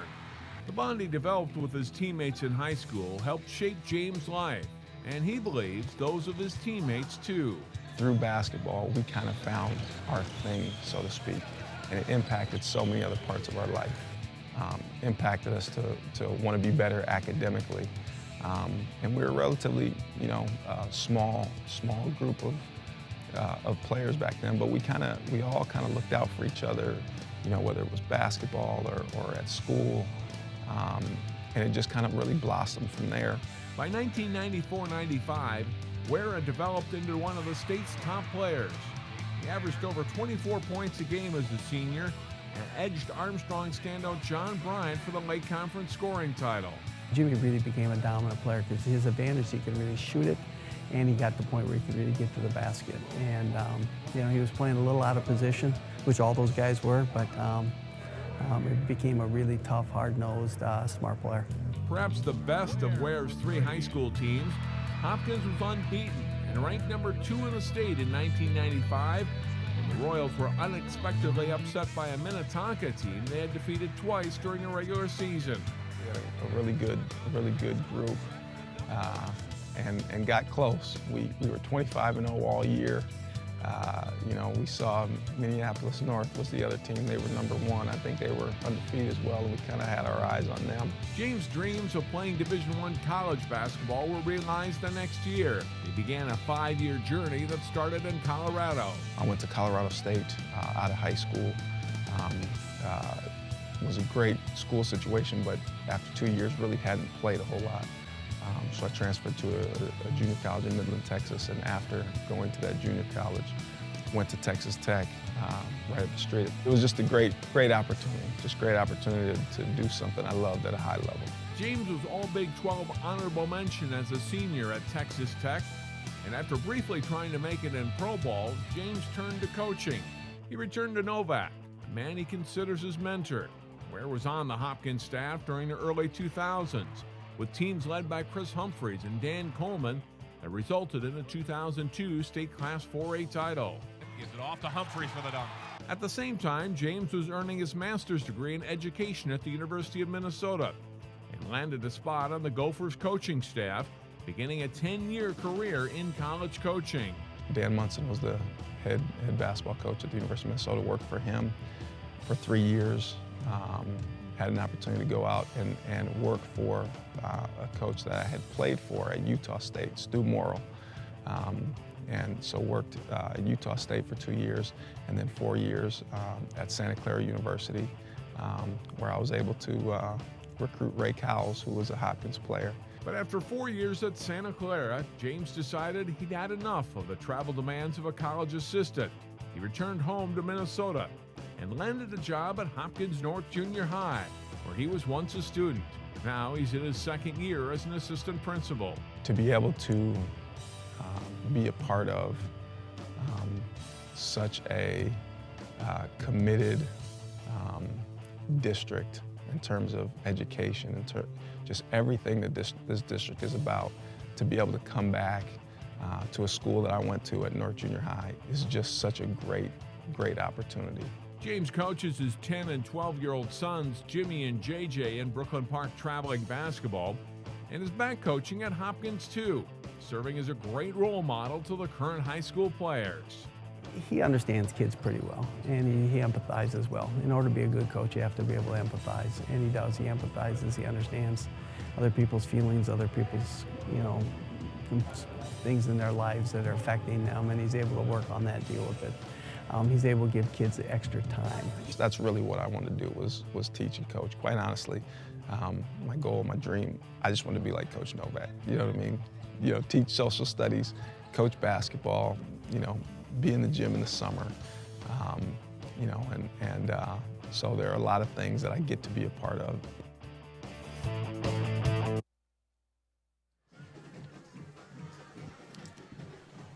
Excellent story by John Jacobson there, and a couple of highlights here now to kick off our halftime coverage, and a couple of athletes that might have some plays worthy of making it into the Channel 12 Sports Hall of Fame as well, including this one here, Bill Atkins, really making the Channel 12 Sports highlights this week with that pick 6.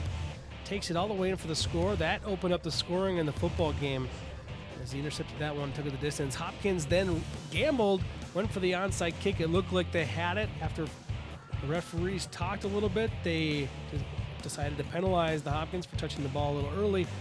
And Totino Grace, you see right there, took advantage, not of that field position, that attempt, but later on a second possession after that one. Then you see here Hopkins throwing the ball into the end zone on a 3rd down play, pass interference there. Hartwig, a little bit too much contact right there. And now Totino Grace backed it away. And then the big reception there by Mazinga. He gets this one down into the red zone. Totino Grace would cap it off with a nice touchdown here from Kez Flomo.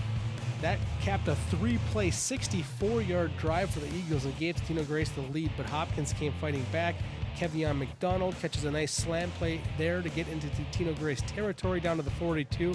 Just 2 plays later, It's Atkins with his second touchdown of the game, making a reception across the middle, breaking a couple of tackles, and showing what great athleticism to get into the end zone for a touchdown.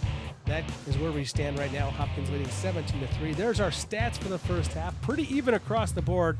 The Royals with a slight edge in total yards, thanks in part to the passing game that picked up a little bit in that second quarter.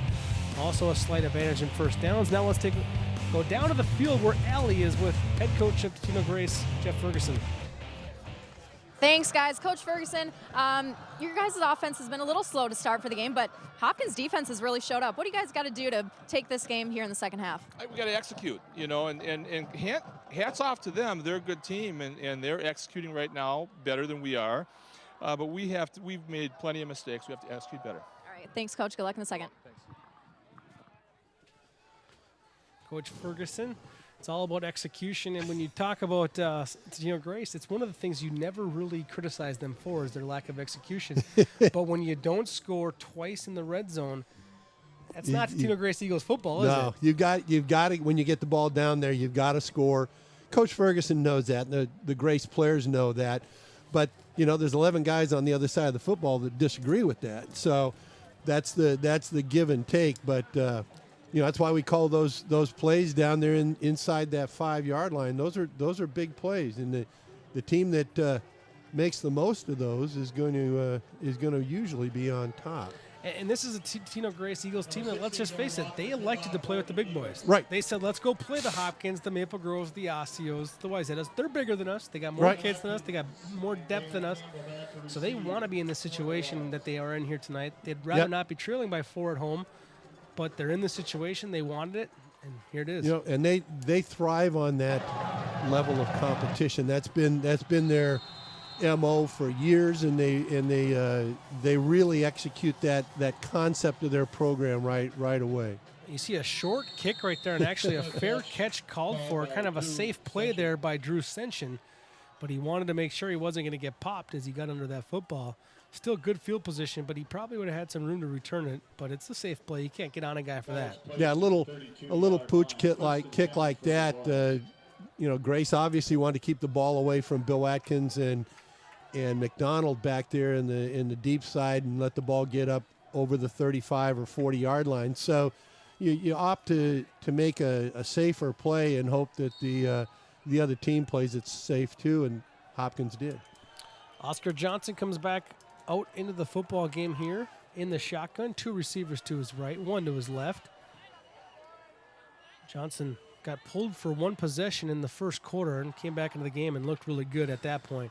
Hands it off up the middle on first down. It's a nice pickup on first down for Jamichael Ellis, who gets a gain of about 7 yards on that carry. Jamichael Ellis, with that carry, hits the 10-carry mark and has 52 yards behind it.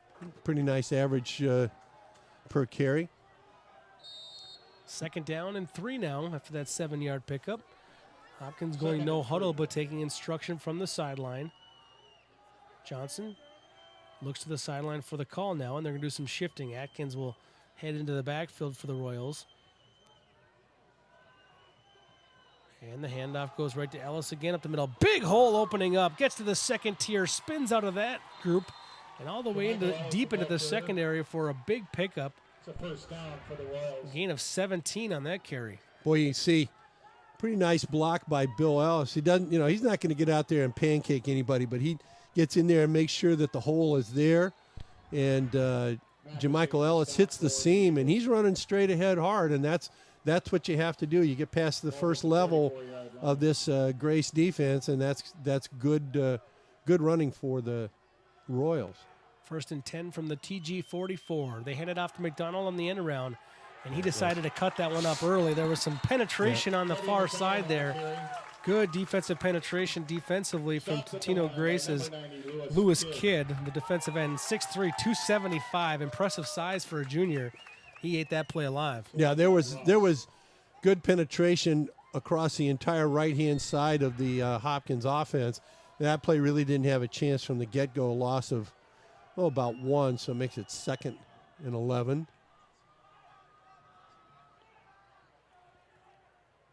Johnson out of the gun per usual. 2 receivers to each side. Fakes the handoff, looking to throw now.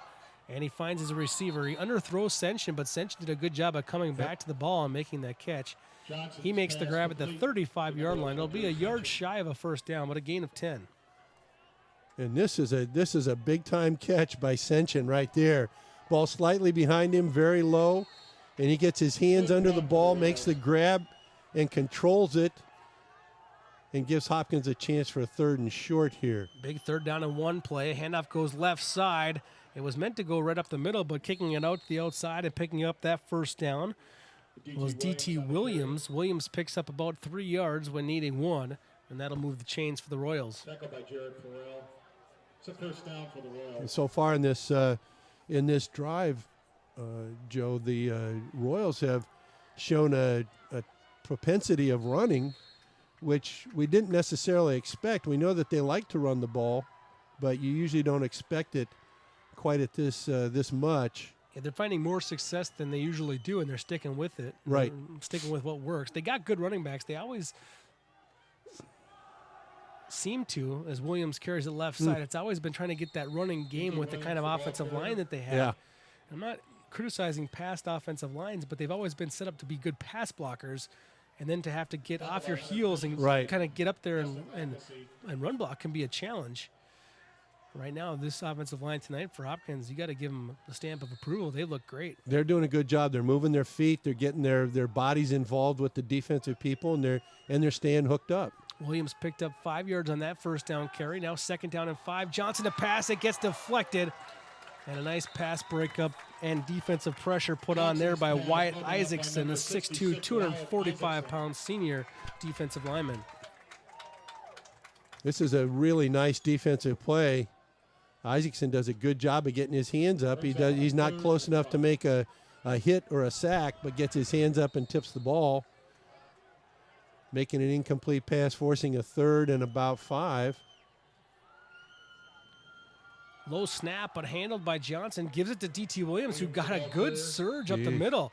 3rd down and 5, I would have thought pass in that situation just based on Hopkins and their history, but they go right up the gut for 6 yards and a first down. And that's not quite a draw, but it had some of the same elements of a draw.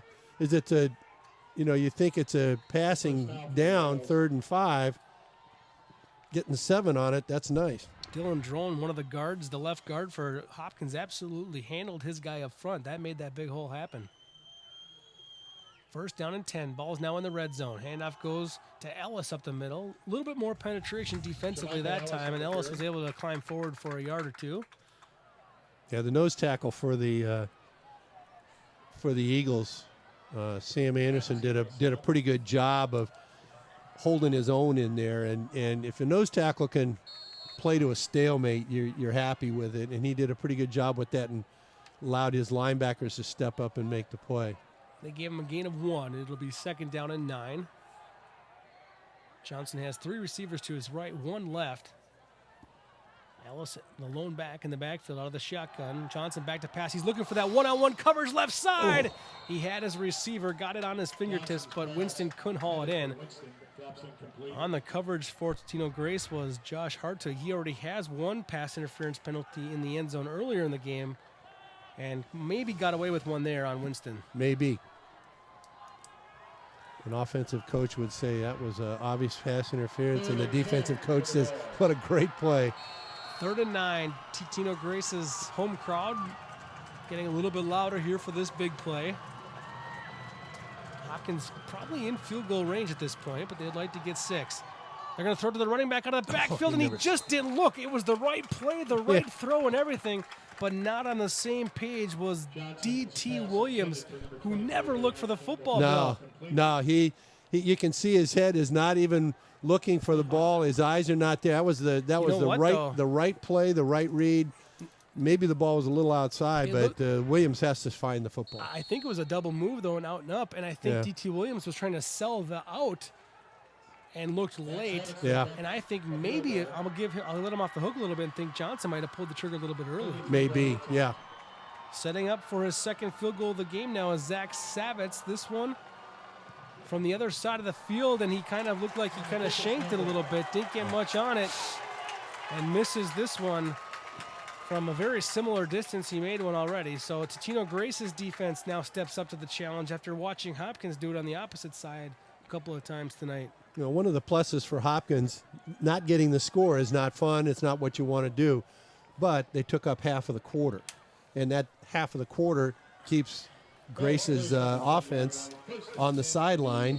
And that's a plus. You know, not so much at this point in the game, but when you're leading, you want to do everything you can to limit the number of possessions your opponent is going to have. They pitch it out of the wing tee, and it's a nice pickup on first down for the Eagles. Yeah, nice sweep. Give to Awajan that we can see it's a toss sweep. Again, we've probably seen 4, maybe 5 different running plays from Grace this evening. A lot of variations of their sweep, but they basically run about 4 or 5 plays. They run them well, and they execute. We'll send Kez Flomo in motion. He becomes the deep back in the eye, and he gets the handoff right side off tackle. But Hopkins' defense was there, but Flomo nearly got away. Oh, my goodness. I think he got the first down, Bill, but if he can keep his feet there, he's got much more. Yep, he gets a pretty good pop right there, and Andiani doesn't quite wrap him up.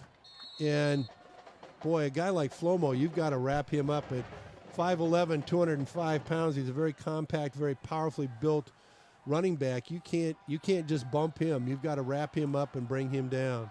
11 carries, 85 yards, 1 touchdown for the senior running back from Totino Grace.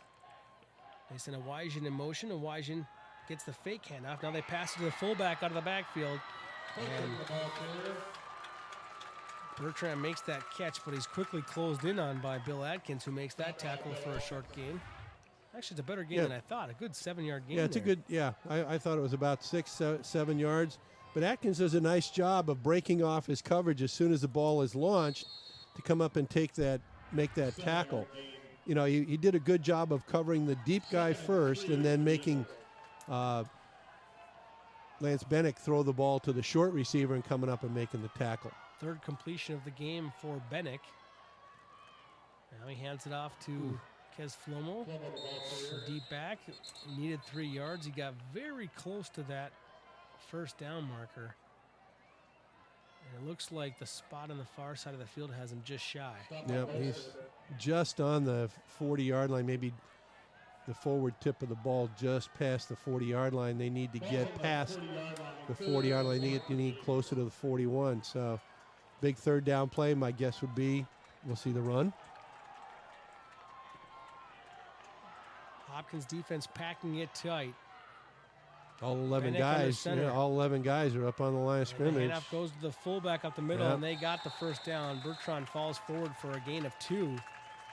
And Totino Grace will move the chains for the second time in this drive.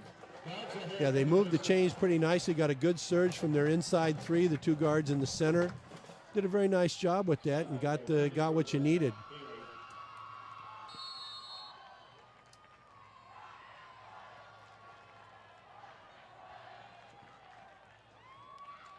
Just over 5 minutes to go in the third quarter. Totino Grace trailing by 4, but driving here. They send Kez Flomo motion. Bennick back to pass, looking to set up. Has Flomo open, and he overshoots him, but Flomo wasn't able to make the catch, or it looked like he didn't. And you don't want to make the catch there because you're going to lose 6 yards if you do. And it wasn't, but that's a point where you might be thinking that it's a backward pass too because it was so deep in the backfield. Bennick is 3 of 6 for 62 yards, but he did throw an interception that went for a touchdown the other way.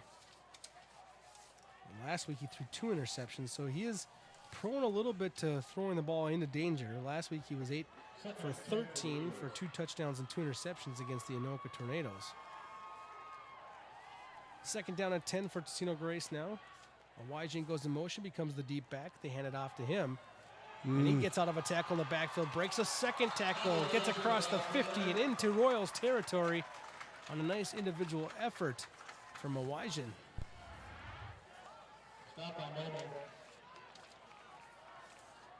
Boy, you've got to wrap up when you tackle. You can see missed tackles, both teams, but you've got to wrap up. You've got to get your chest to the ball carrier. You've got to move your feet. You've got to run your feet through the ball carrier and wrap up and bring them down.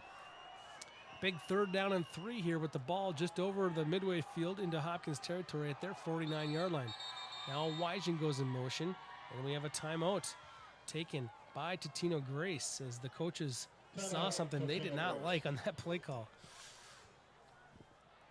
4:06 to go, and each play, each possession becoming more and more important for these two teams. Exactly. Prospective students and families are invited to learn more. Yeah, both teams have controlled the ball well, Joe. There hasn't been a lot of, flanging the ball all over the yard. They're doing a good job of moving the ball around, but not being goofy with it. It's the app that all the high school kids are talking about. Now it's time the parents grab it and put on their phones too. It's not Snapchat. It's not all those other fun apps. It's the Channel 12 TV app. Watch live sports now on this app. A lot of highlights, sports jam coverage, and the package that you just saw at our halftime, a great thing like that can also be viewed on the new app.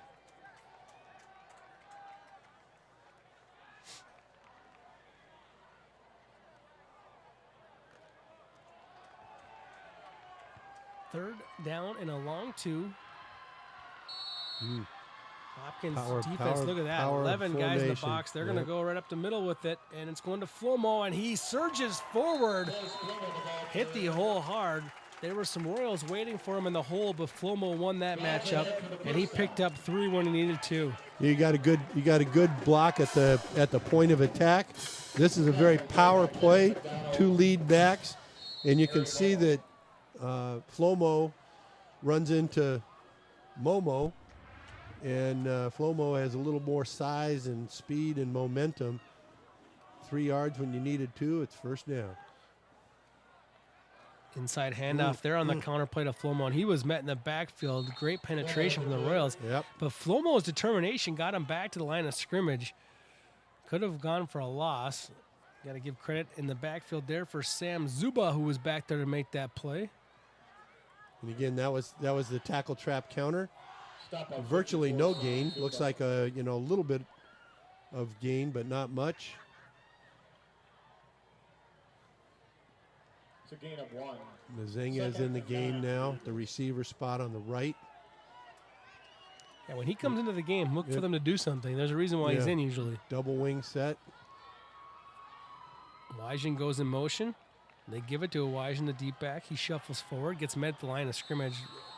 Host of Royals waiting for him there, including Zach Haley, one of the linebackers for Hopkins. He makes the tackle. No gain on that play, bringing up a big 3rd down and 9 now. Yeah, and in this series, Grace has used a lot of their power plays with their lead and double lead power plays, and they've gotten some yards a couple times, but this latest 2 runs, they've gotten pretty much zip. 10th play of the drive here, 3rd down and 9. You don't see Totino Grace in 3rd down and 9 situations often because they're so good at picking up chunks of yardage. Bennick to pass, going right side, overthrows his wide receiver. He had open on the far side was Max Walker. Walker was given a little bit of a cushion. Had he made that catch, he would have been short of the 1st down and would have had to do something on his own. Right.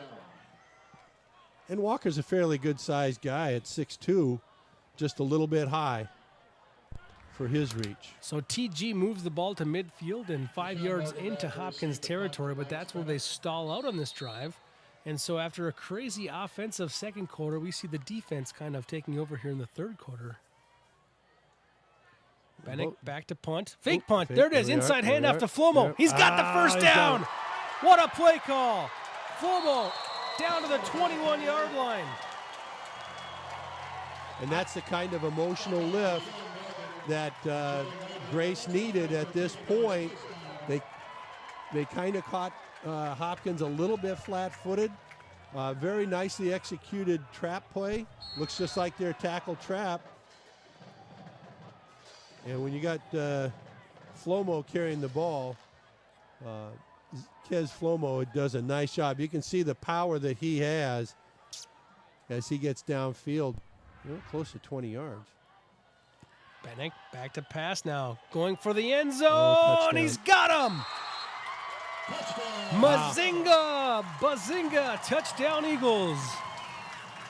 Boy, and that was a really well-executed route that Ben Mazinga ran to get himself open and get deeper than the D-back for Hopkins, who is about 4 or 5 inches shorter. So, you know, Ben Mazinga is at 5'10", is no giant, but the D-back for Hopkins over here gets caught a little bit flat-footed, and there he goes. The kick is up and good.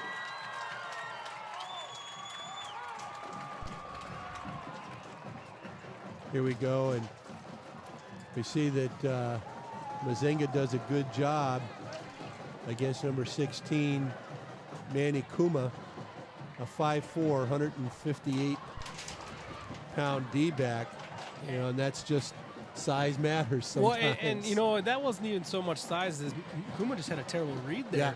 You know, I don't think Kuma's made too many tackles on the run game here tonight. No. I don't think his responsibility is to stop the run. He can't let Mazinga get behind him in that situation. You That's got one right. receiver out there. You're not getting any help from your safeties. Your safeties are supporting the run. Your job is just to run with him. You got to lock up. If you just run with him, you get hip to hip and run with him, you got a good chance of making the play. Even if the guy's 5-6 inches taller than you, you still got a chance to make the play. It's you know, I don't want to be critical of a young man, you know, because it's a tough game, but it's a learning lesson, because the learning lesson is this team doesn't throw the ball a lot. They've only thrown the ball 9 times tonight, so it's hard. You can kind of fall asleep out there. Yep. But you got to stay sharp. And you got to recognize personnel on the field. You know, the Hopkins coaches, they know that when Mazinga is on the field, he's not there to take a stroll. He's out there to have them throw the ball to him, and they've done that a couple times. He's made 2 big catches, one for the touchdown and one for that big first down in the first half. 2 catches for 63 yards, and they're big difference makers. Nice return coming from Devin Campbell. Devin Campbell up the sideline, finding some room. Yeah. Number 24, Deion Campbell, the ball carrier. Tackled by Gayflow Flomo. Campbell gets all the way out to the 43-yard line, and that's where Hopkins offense will try to answer the call. A couple lead changes here. Totino Grace with their second lead of the game. And here's a nice cutback to his right, and he accelerates past a couple of guys here and does a nice job of tight roping down the sideline until he's chased down from behind by the younger Flomo. Number 26, that's Gayflow Flomo. Oscar Johnson, who's really settled down since being pulled earlier in the game, has had a real nice game since that time. Comes back out here to lead the charge for the Royals. Down by 3 points. Let's see what kind of leadership the junior can have. 3 receivers left, 1 right, looks left right off the bat. Flings it out there to Campbell and a screen. Campbell's got some speed. Holy buckets. Devin Campbell's going to go. 57 yards, first play of the possession. That was a really nicely executed quick screen that Campbell took on the fly. Got a good block from his teammate, the other receiver out there, that got him around the flank. And once he got to the sideline, we can see that his wheels take him right up the sideline to the goal line. Just a little bubble screen, but there's a nice block right there and another block downfield. And like we like to say, Joe, speed kills. You know, there's no substitute for speed. 5th lead change of this game. It's been a good one, no doubt about it. This is fun. Hopkins, this is the kind of game we like. Want to attempt the extra point. And with 1.5 minutes left in the 3rd quarter, the Royals down by 3 to TG for a whole 10 seconds. Yeah, that was about 10 or 15 seconds on the clock. I saw it was 140 something when Grace scored. Now we can see, look at 2 blocks in there. Winston does a really nice job of making that block, and that springs Campbell up the field. And in fairness, Winston might have grabbed a little bit of jersey there on Josh Hartwig, and Hartwig wanted the call, and it's a tough one. Out in the open, it looks so much worse, you know, but you know, we've said that before, when the angle doesn't work for you when you're grabbing that jersey, kind of looks bad, but you gotta watch that. He might have got away with one there, and I wouldn't have been surprised to see a flag, but You know, the other thing about that, and I'll you know, it was right in front of the Hopkins bench. It's really hard to call back a touchdown right in front of the bench of the team that's scoring the touchdown. There you go. That happens on this sideline, Bill. Yeah, it might be a little different. I think that one's coming back. Maybe. But that's the give and take. You know, whether the receiver, whether Winston actually got a grip on the defender or not. I know the defenders, you know, they like to say if they they get beat, then they must have gotten held because I'm a better football player than that. So I couldn't have gotten beat. I must have been held.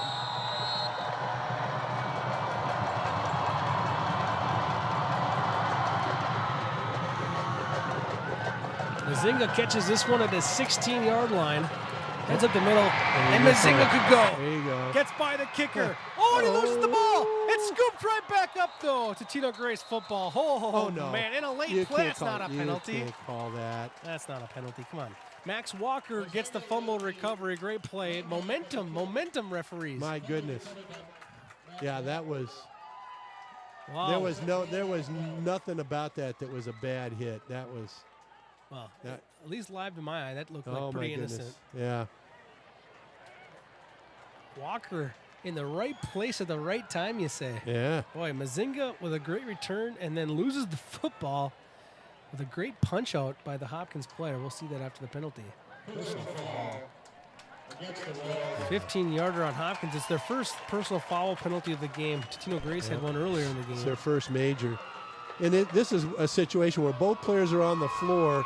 They pop up and bump into each other, and watch the ball get punched out here right first. There. What a great play! Great play. Walker and here's the players that are down. He just doesn't know he's down. I mean, it wasn't a malicious play. No, that was not a. He's just making sure the guy's down. I mean, the guy was up and running too. That's a tough call to make. Safety has to be part of it. You can't give people free shots, but by the same token. Sportsmanlike conduct in the Royals now. As we were kind of watching over the replay, we missed something that happened. Well, apologize. Somebody said something to one of the officials that was probably not able to be printed in the New York Times, so that cost him an unsportsmanlike. Boy, and that's a huge turnaround. Again, you talk about momentum, Joe. Look at that. Kickoff return. Never ran a play yet. 11 They're down seconds. To the 10. Another 11 seconds, and they're inside the 10-yard line. They're at the 10.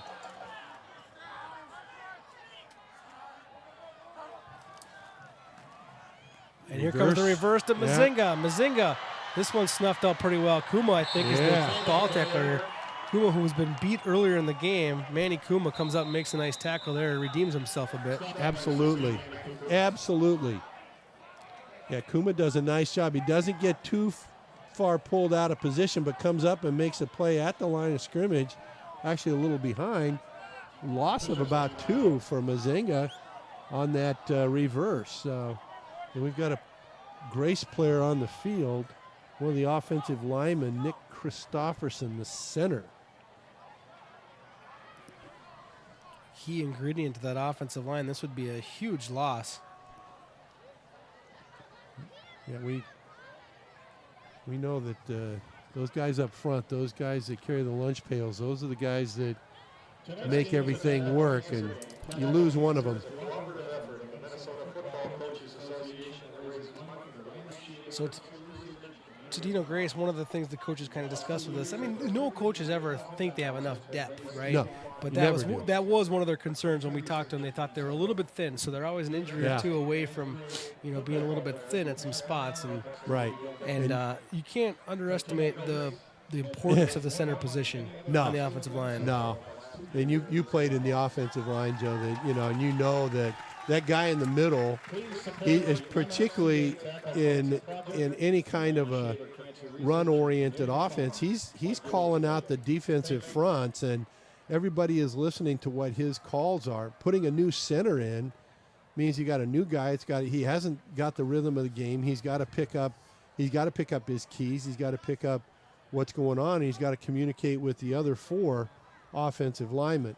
Well, the guy warming up down on the sidelines, Jake Roney, is snapping the football to Bennick. Jake Roney is Man, he's a kid that I knew as a 2-year-old. I used to play for his dad, Don Roney, at St. Thomas, and Coach Roney is a quarterbacks and receivers coach here at Totino Grace. Brings great experience and knowledge to the Totino Grace staff. I know both the baseball program and the football program have been just blessed to have him here at Totino Grace. And now Jake Roney, his 4th son, is going to get some run here at the backup center position for the Eagles. Yeah, commenting on Coach Roney, he's always been a first-class guy. He fits into this staff very well, not only football knowledge and experience-wise, but he fits in his personality and his ability to communicate with the players is very, very good. It looks like we have a right knee injury on Christofferson, and that probably, at least at the moment, is somewhat less than positive.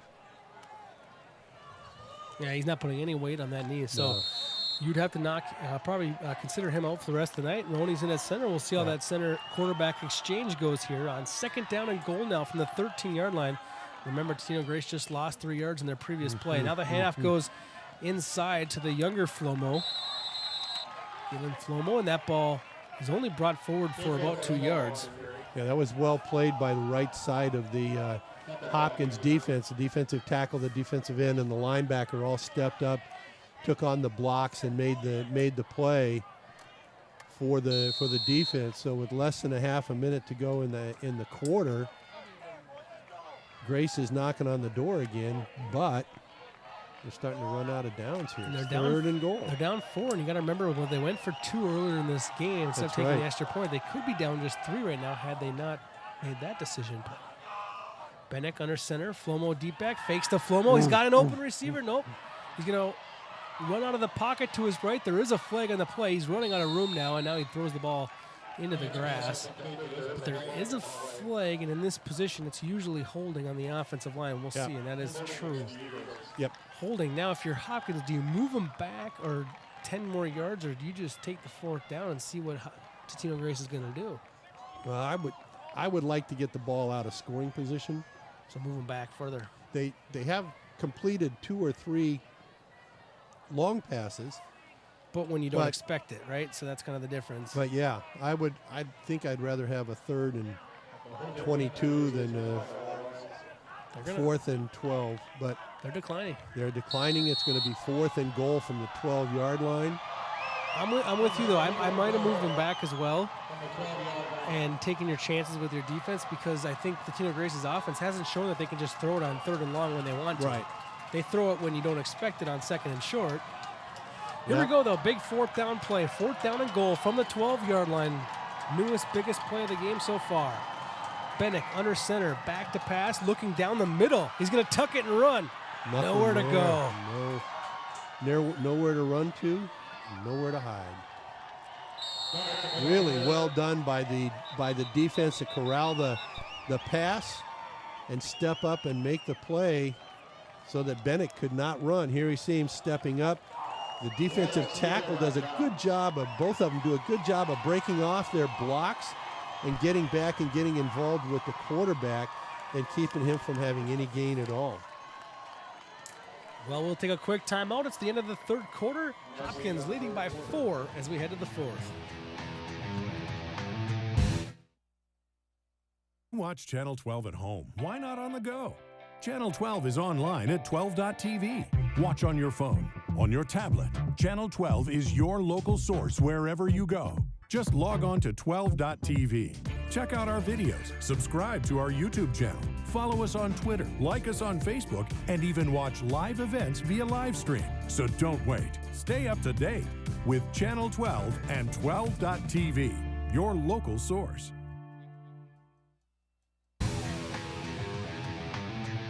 Hopkins leading Totino Grace 24-20, thanks in part to 3 defensive stands in the red zone. Twice, Totino Grace has been pushed back and then went for it on 4th down and lost downs in the red zone. Once they tried to settle for the field goal, and there was kind of a problem with the hold, and the kick was blocked, but it really was never really a good kick to begin with. And so 3 stops in the red zone has the Royals still leading by 4 here. So Oscar Johnson and the Royals back out on offense. The ball at their 10-yard line. And they'll hand it off on first down. Minimal gain there on first as we begin the fourth quarter. Boy, this is a good football game so far. 5 lead changes in this game. Hopkins has led 3 times. Totino Grace has led twice. And as we said before, Totino Grace really has to feel like they've left some points on the board. Boy, they're probably telling themselves we left somewhere around 20 or 21 points on the field there. And that's tough. That's hard to overcome. And yet here in the fourth quarter, they're certainly going to have their chances. Second down and 9 after that gain of 1. Johnson out of the shotgun. 3 receivers left. Gives the handoff left side. And some good running room out there by D.T. Williams. And Williams got across that line of scrimmage with some speed. The defensive secondary closed on him in a hurry, but he picked up 5 in the meantime. That was a nice executed run. Well done and got pretty good yardage. Big third down here. 3rd down and 4 for the Royals offense. 3 receivers right, 1 left. Williams, the running back in the backfield, will switch sides now.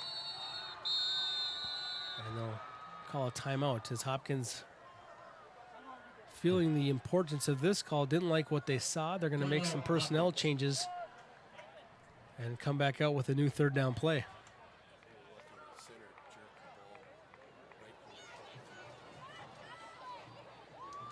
So big 3rd down play here. You're Hopkins. You need 4 yards in this situation today. Yep. Where are you going with it, Coach?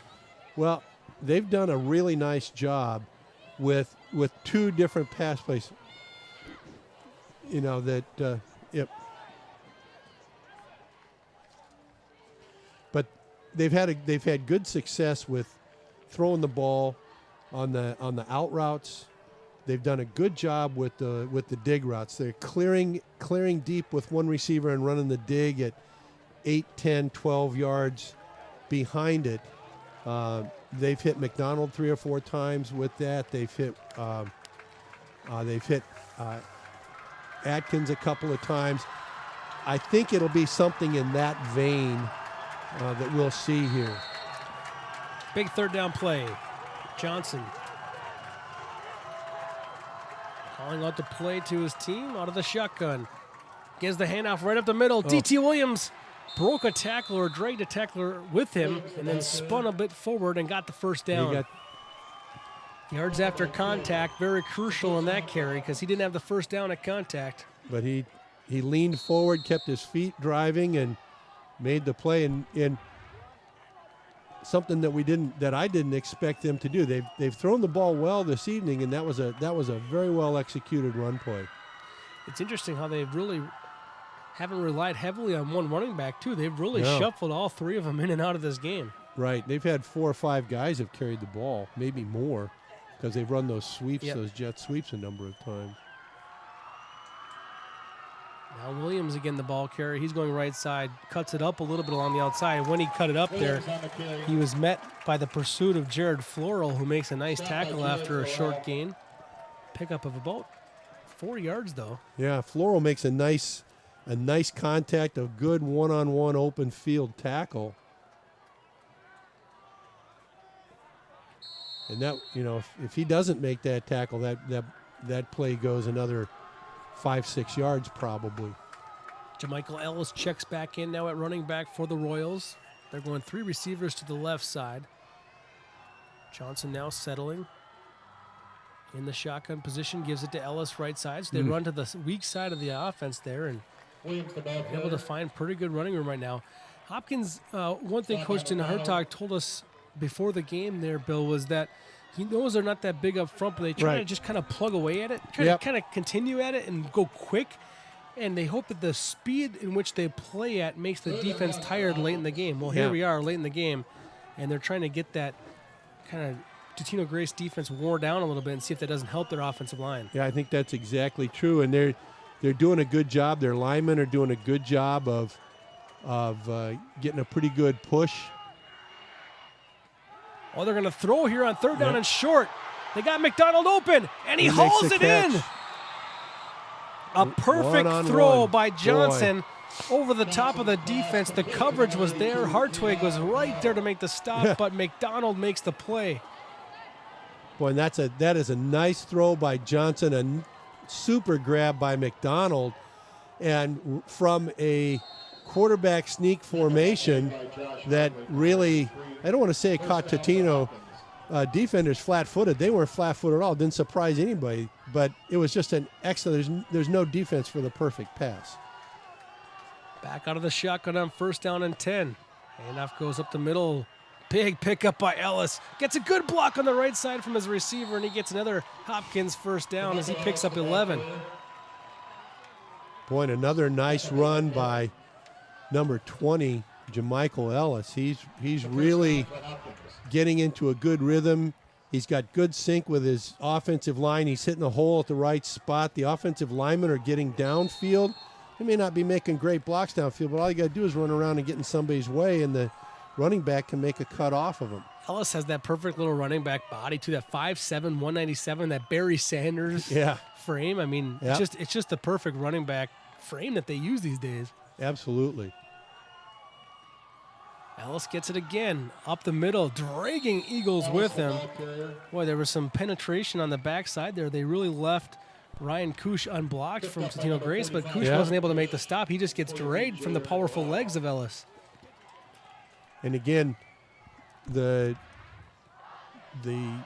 ball control of the Royals offense, every play they run runs 40, 45 seconds off the clock. Every play that they run is a play that Grace doesn't have a chance to run their offense, and it limits their number of possessions and their ability to score.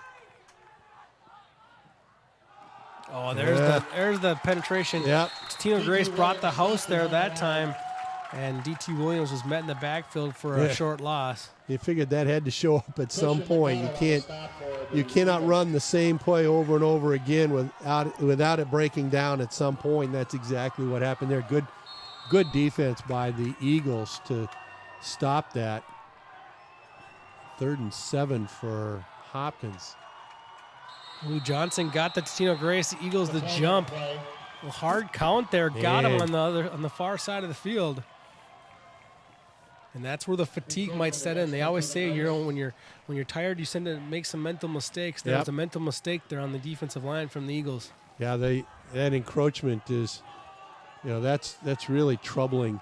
And a team that's as well disciplined and as poised as Grace, they're obviously feeling a little bit of pressure that the ball is down deep. Now it's 3rd and not very short, but 3rd and short, 2 yards to gain. D.T. Williams, the Eagles knew it was coming, and a late flag comes in. Late flag. This is the head official making the call. Another one. There was a flag on the play. 2. It's weird. We're not seeing any chippiness from up here either. Yeah, I haven't seen anybody chipping at each other. I haven't seen anybody flapping their jaws at the officials or at the other players. So I'd be interesting to see what happens here. Probably a hold by the offense would be my guess. Oh, it's on Totino Grace there. Oh, face mask. Face mask. 5 yards.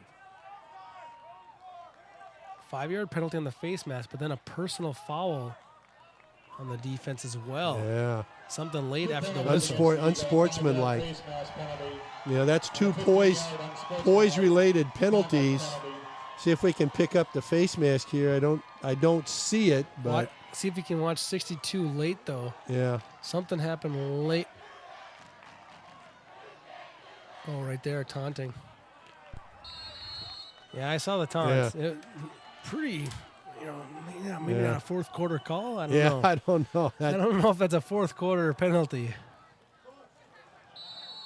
I like them. I like them nipping that stuff in the bud early in the game.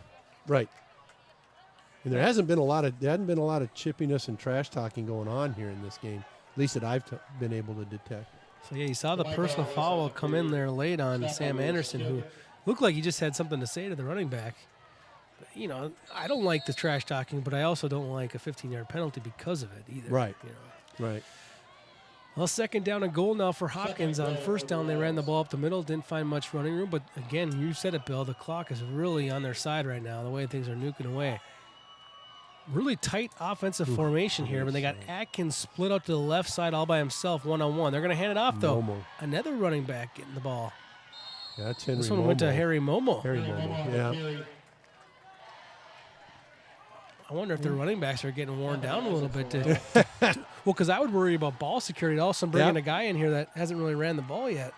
Harry Momo is one of their better athletes. He was a starter last year, and he's had a good career here at Hopkins. But now we're at 3rd and goal from the 4-yard line. 3rd and goal, and Momo is back in the backfield. Yeah. They have Atkins. No, sorry, it's going to be McDonald split out to the left side here, one-on-one coverage, I presume. And they're going to throw it to him. Here comes the fade to McDonald. Nope. Not well thrown. It's a little bit overthrown. And it's decision time for Hopkins. They're going to settle for the field goal. Right. Which will put them up 7. So it's a key number. If they make it, it's good for a 7-point lead, which is exactly what they want. Oh, and I see McDonald can't slow down. He's got to run. And you got to run to that back. You've got to run, and you got to run as hard as you can. You cannot throttle back at any point. He thought he was going to get more of like a back shoulder throw. Yeah. Like more of that you underthrow it and use your size. Yep. It wasn't really that bad a ball. It's just that, it's very hard for the quarterback to time it up if the receiver doesn't go as fast as he should. 22-yarder from Zach Savitz. We've seen the up and downs from Savitz tonight. Here's an up. Savitz nails a 22-yarder, his second field goal of the night, and that will give Hopkins a 27-20 lead with 5 minutes to play.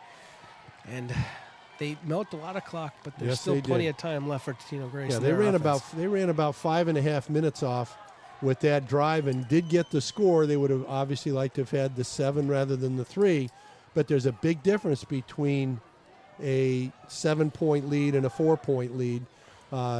And that's going to force Grace to have to go the length of the field. They have been able to throw the ball well deep, but they have not been able to develop a consistent passing game. Their running game has been very good, and the challenge for Hopkins now is to limit the field position. Last time Grace got the ball on a kickoff, they got the ball back out to near midfield, and Hopkins cannot afford to do that. They can't give them that spot on the field. If you're Hopkins, I mean, the task becomes, I don't want to say simple, but it's you got to stop them on first down.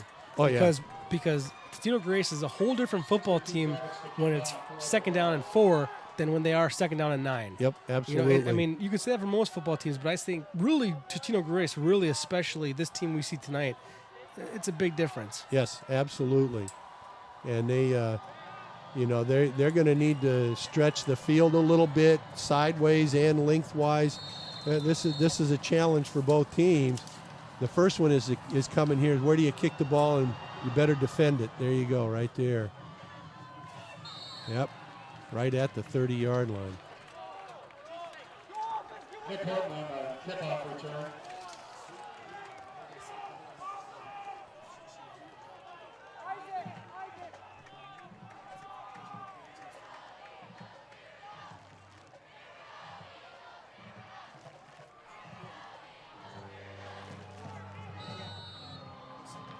It's Christensen, Nick Christensen. Christofferson, sorry.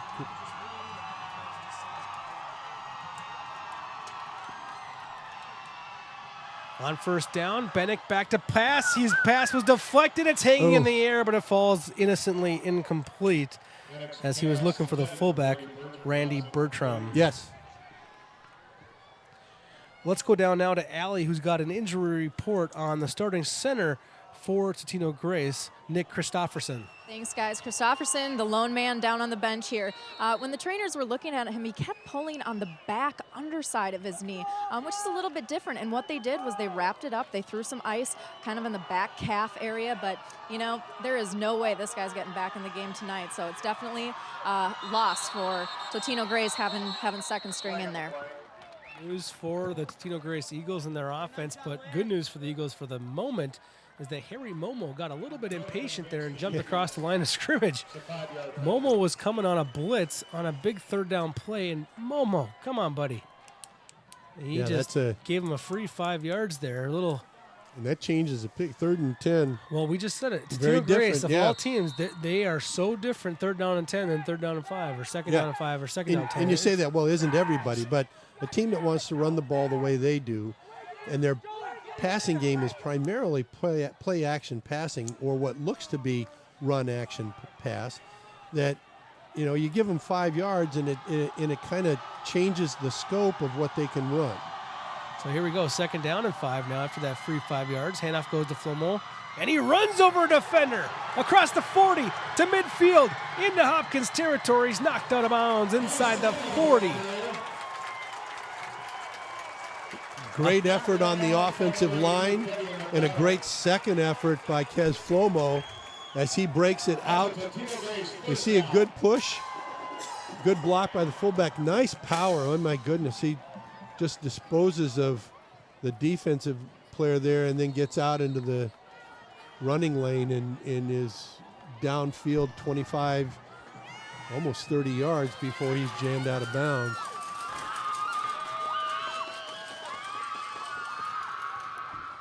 Give to Flomo again, right side after that 26-yard pickup. Now he plunges forward for a gain of 7 on 1st down.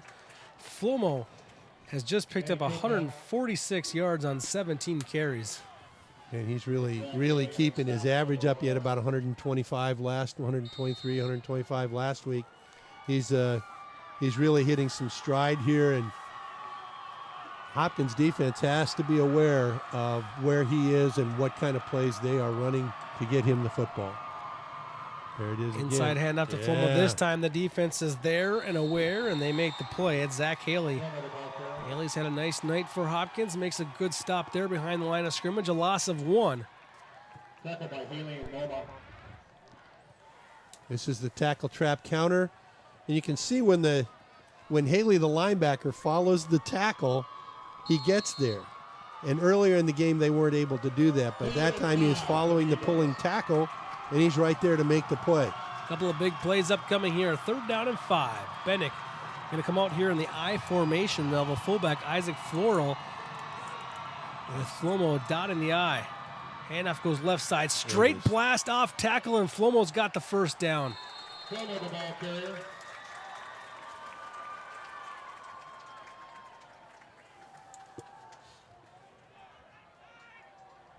Now at this point, with a little over 3 minutes, just under 3.5 minutes to go, the clock is starting to play more and more of a factor here for the Grace offense. 3.5 minutes is still a long time, but you can't waste any plays. Can't get a penalty, and you've got to move the football. Then we got to see what the 2-point conversion chart shows to Coach Ferguson if they do score. 1st down and 10, though. First, from the 28-yard line, Bennick under center. Floral in the backfield. They hand it off to Flomo. Flomo's getting pretty good yardage right now and a good push from his offensive line. Really well done by the offensive line. And Flomo is hitting it again. It's a tackle trap counter. That must be the 20th time they've run that play. And as long as you're getting 6 or 7 yards on it, why would you not run it? 7 yards on that gainer. 20th carry of the night for Flomo.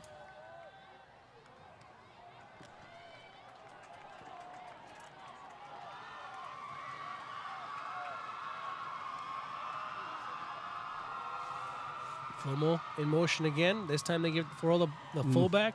Actually, no, Bennick keeper. My apologies. Bennick, the quarterback, followed Flomo through the hole, and he's going to be pretty close to a 1st down himself. We haven't seen Bennick run as much as you'd expect. Last week he ran for 109 yards himself from the quarterback spot. Tonight it's been more like 20 yards on only a few carries, but a big 1st down pickup there for the senior quarterback. That's a big pickup right there. Inside the 20 at the 16-yard line, so Grace is getting right down into scoring position here. 1st down and 10. Keep the ball on the ground left side. At some point here, as long as they haven't gotten the 1st down, at some point they're going to want to conserve that clock and look at using a timeout. If they get a 1st down, they're going to stop the clock there for just a few seconds. Wygen picked up 5 yards on that carry. They had to give Flomo a little break, gave him two carries off. But you mentioned it too, in this offense, if you're not carrying the ball, you're usually blocking or faking, so you're still getting hit. And you better be, if you're a running back in this offense, you better be a blocker. Here comes Flomo. Right side, big hole opened up, and he goes down inside the 5. Another first down for Totino Grace. And this will give him first down and goal from deep in Hopkins territory. So here we see Kez Flomo getting into the linebacker zone and getting a good 6-7 yards, putting the ball at about the 4-yard line. Well, we said it. Totino Grace has been in the red zone. Been in there, seems like all night. Not scored 3 times. Here they go again.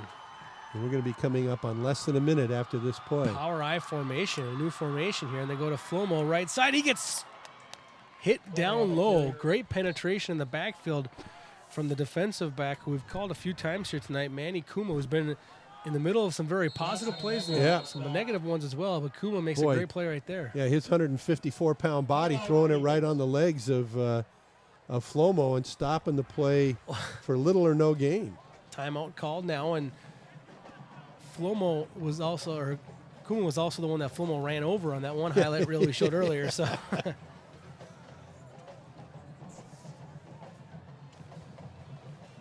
Totino Grace takes a timeout, talk things over, stop the clock. There it is again, the app that is sweeping the nation. Instagram, Snapchat, Tinder. That was for you guys in the truck. Swipe left, swipe right. I don't actually have the app. I don't know anything about it. I just hang out on Channel 12 Sports app all day long.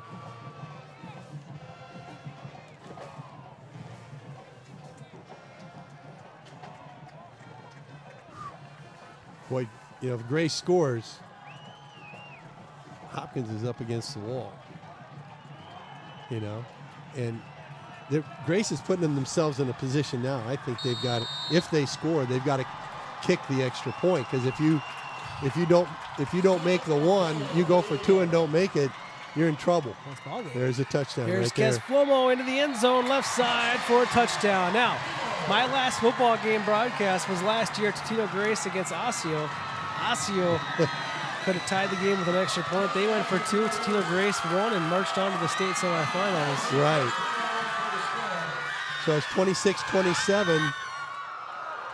And what are you going to do? I think they're going for it. I think you play the odds and go with the kick. Unless you really don't have confidence in your kicker and your holder. No, I think some coaches just really feel like you try to win the game the entire time. Yep. This is your chance to win the game. Yep, absolutely. I'm not that guy. I like to let my players kind of play it out a little bit. We'll take a look at this touchdown again. Great blocking on the left side. Just see that left side. They just collapse seal it that right left side there. well. Yep. There's no way that Flomo can't score from there. And Atkins had to respect the receiver on the outside, so he couldn't collapse. Just good job up front. Totino Grace's offensive line answered the call on this drive. Well, they really did. They looked really good in this drive. There's big holes for Flomo. I mean, Flomo gets all the credit in the world, right? The running backs always do. He picked up all the yards, but that offensive line, they lost their center a couple of possessions ago. Yeah. You got to give Jake Roney a credit for jumping in here, and nothing changed with the way the ball was snapped. And the offensive line looked really good here on these last possession. Hopkins, Totino Grace. 1 point separates them. It's been a good one, I tell you. I love to go for 2 in these situations, but they used to say go for 2 on the road and go for the tie at home. Yeah, that's what that's the college football rule. And the thing is, you've got overtime. There's nothing wrong with winning a game in overtime, and there's a lot wrong with losing it in regulation. I feel like what happens in this situation, when the coach goes for it, the coach is taking over. And whereas you let it play out to overtime, you let your players kind of decide things a little bit. Yeah. That's just my thought. Yep. It looks like Totino Grace is going for it. With that said, Coach Ferguson, a Hall of Fame coacher, he's on the Mount Rushmore of coaching in the state of Minnesota. He's going for it. And who am I to question him? Certainly not us. And now it's Hopkins' turn to take a timeout.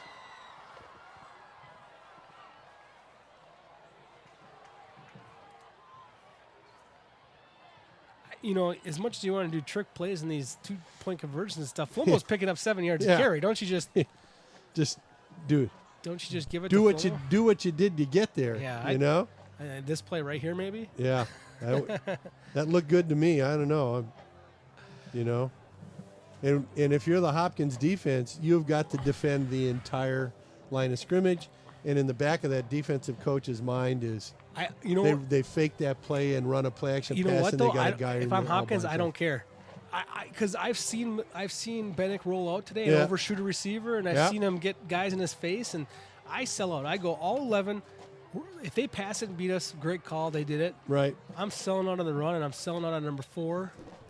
Yep. I think that's what I would do. I think you've got to. And 3 yards is no give me. You know, it's no give me at all. I think you send your cornerbacks from the outside, and you just sell out to stop the run here. And if they decide to play action fake pass, you see if you can't put pressure on that quarterback. Right. That's what I would do.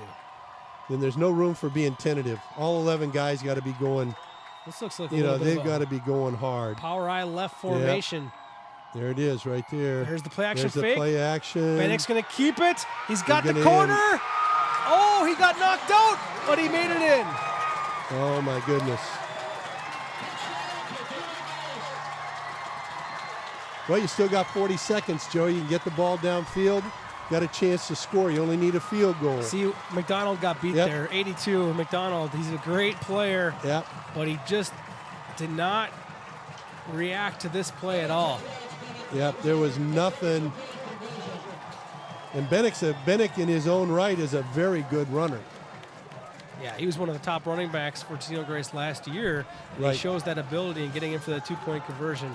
Great call by Coach Ferguson and the Eagles coaching staff, and a great execution by the Eagles. There's still 40 seconds left on the clock. This thing hasn't been settled yet. No, there's nothing to be down about. There's nothing, you got 40 seconds. At the end of the first half, they took the ball and in about a minute moved the ball down all the way downfield and put it in scoring position. So they should feel like they can do this.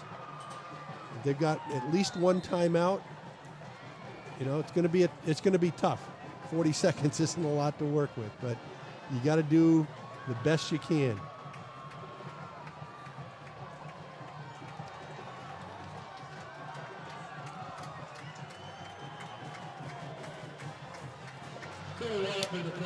Well, this ball, I don't think makes it to the deep backs, but they also have pretty good athletes in the middle there, too. So they got their best running backs and receivers and defensive players all out there in the middle. So anyone from Hopkins can run this ball back.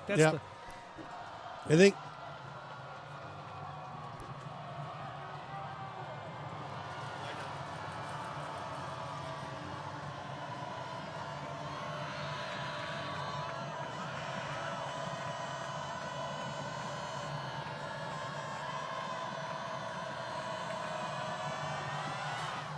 a pooch kick, big time pooch kick. And the ball is going to be received there with a fair catch. At the 40. Catching it was Kyle Makey. Yeah. And pretty good field position for this Hopkins Royals team. I think they only have one timeout left, though. Yeah, they used one in that 2-point conversion play, and they used one earlier in the half. So we'll see what Hopkins has up their sleeves. Ball placed at the 43-yard line, 1st and 10 for the Royals. Well, good opportunity for the Royals to come out and find a hero in this game. They've played such a good football game here tonight. Let's see what they got left. 40 seconds to go. Totino Grace looks like they're going to bring a 3-man rush up front. So they're really going to be back now. They're bringing 2 blitzers. So 5-man rush. Johnson rolls right, has a receiver open, catches it inbounds, dives out of bounds. Good job. Referee, I think, is going to mark him out of bounds. They're going to let him stop. The clock will stop for the first down. Stops for the first down. I think they're also going to stop it for being out of bounds. Which stops it until the ball is. Yeah, it stops the ball until it's snapped, not just until the sticks are set. Right. So. 32.7 to go. Clock is stopped. 3 receivers left, 1 to the right. Johnson barking out the signals. Throws it across the middle. He's got a receiver who's got a first down, and that'll stop the clock. So that took 10 seconds, 27 to go now. And I would think they'd spike the ball here, perhaps. If they're not going to call the timeout, I would spike the ball. Johnson's getting his team up to the line. Ball is set. Clock has started, and there's the spike. They lost 3 seconds there, and 1 down. Yeah. So pretty good position here. You know, for a field goal, they probably got to go about inside the 20. Yeah, you know, you're looking at another 15, 16, 17 yards to be safe. Right. And I would say maybe in 2 plays, right? So it's got to happen quick here. Yep. I would run it. Oh, I'm not the coach here. I keep on wanting to be the play caller. Johnson out of the shotgun, 3 receivers right, 1 left. He's got no one-on-one coverage on the near side. They're doubling him up now. Johnson steps up. Got to use the timeout. He got sacked. What a sack right there. And guess who it was? It's Kes Flomo playing some defense. What a big play by this senior leader. Well, and he just got about 1/8 of an inch of toenail, tip of the shoe, right there. And I'm not sure it was Flomo driving the lineman back into him, but that's a big play. It's a big play. Loss of 5. You'd like to see your loss of 9 seconds on the clock. You'd like to see your 6'1", 200-pound quarterback be able to maybe shake that tackle a little bit. Yep. Yeah, sometimes when you're looking upfield and somebody just bumps your legs, it just tangles you up so bad you just go down. It happens to me at the supermarket all the time. I can appreciate people that. diving in my ankles. Yep. All right, big 3rd down play upcoming here. You know, Hopkins, if they get sacked or tackled short of the 1st down, game's over. Right. 18 seconds left. That clock will run. So they got to get out of bounds, incomplete pass, or a 1st down to kind of extend this football game here. Totino Grace looking like they're bringing 3 defensive linemen. Johnson has 2 receivers to each side. They're kind of double teaming Tajon Winston from the top here. Johnson's faked right, looked left, across the middle. McDonald almost made the diving catch. Almost made a great catch across the middle. Coverage on the play from big play. Jake Sidars. Oh, and that's a catchable ball, and McDonald saying, "Oh my goodness, that should have been mine." And that would have had the 1st down, stopped the clock, got him right down to the 22-yard line. Jared Flora on the coverage there, almost got a hand on it. 4th down, possibly the last play of the game for Hopkins. Last chance, 12.8 seconds to go. Johnson back to pass, throws it across the middle and short. Boy, I don't think that's. No. They must have been looking for some sort of hook and ladder, maybe. Yeah, that was easily the worst pass that Oscar Johnson has thrown tonight, and that's going to end the game with 8 seconds to go, with Totino eking out a 1-point 28-27 win. Amazing. Well, Totino Grace survives, maybe? I would say survives is the right word.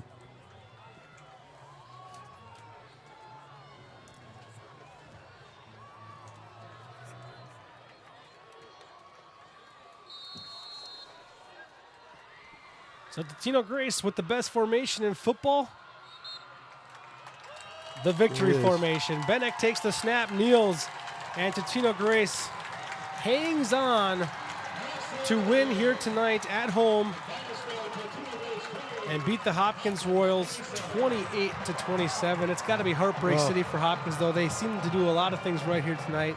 Maybe possibly enough to earn a victory, but when you're Totino Grace and you've won 100 and some football games, the last 16 games, the last 13 games. Yeah, I think they showed you why tonight. They're able to come out on top on some of these football games. Yeah, that was, it was a great effort that last drive. They made 4 or 5 really nice running plays that got 6-7 yards when the previous drive had only gotten 2 or 3, and that's a huge difference. They moved the sticks down the field and got a real good shot at the end zone with Flomo, and then the 2-point play by Benek being able to sneak into the corner of the end zone and finish it off. But Hopkins has played 2 of the top 5 or 6 teams in the metro area the last 2 weeks and has really showed their mettle. I think they've played very well, and this is certainly as good a team as we're going to see all year in this Totino Grace team. All right, we are going to take a break here, and then we'll come back with Allie and some comments from some of the victorious players from this Totino Grace Eagles team. You're watching 12 Sports.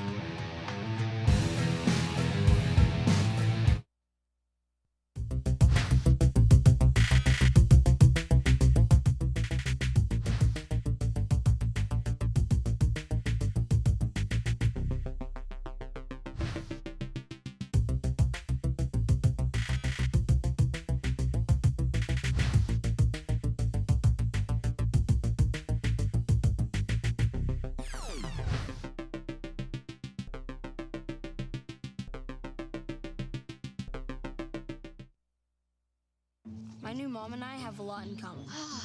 The great outside. We both love the outdoors. So shiny. That's not a flower. We both love geology. Oh, look. An igneous one. That's not a rock. And she knows a lot about wildlife. A labradoodle. That's not a dog. Hanging out has been kind of fun. You don't have to be perfect to be a perfect parent. Thousands of kids in foster care will take you just as you are. So, I got this new family, and I don't know what it is about this one, but she can't seem to put down that toy all day long. Tap, tap, tap, tap. Oh, and she even talks to it. She talks to that more than she talks to him. What's up, bro? Nice shirt. Who's she talking to? Her mom? She talks to her mom a lot.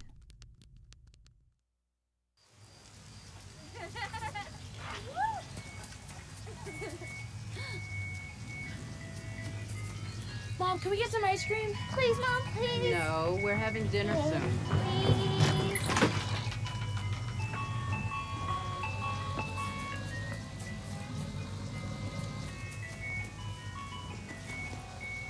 You don't have to be perfect to be a perfect parent. There are thousands of children in foster care who will take you just as you are. Michael Adams? Here. Michael Adams? Here. Michael Adams.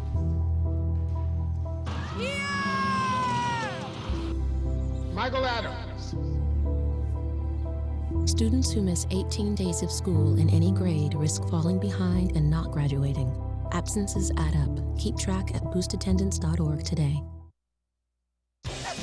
Adopting a new pet is a rewarding experience. And Shelter Pets makes Super Pets. Your new best friend will steal your heart, bring you happiness, and enrich your life for years to come. You can make a difference in the life of an animal. Adopt and bring home a Shelter Pet today. To find out more, visit theshelterpetproject.org.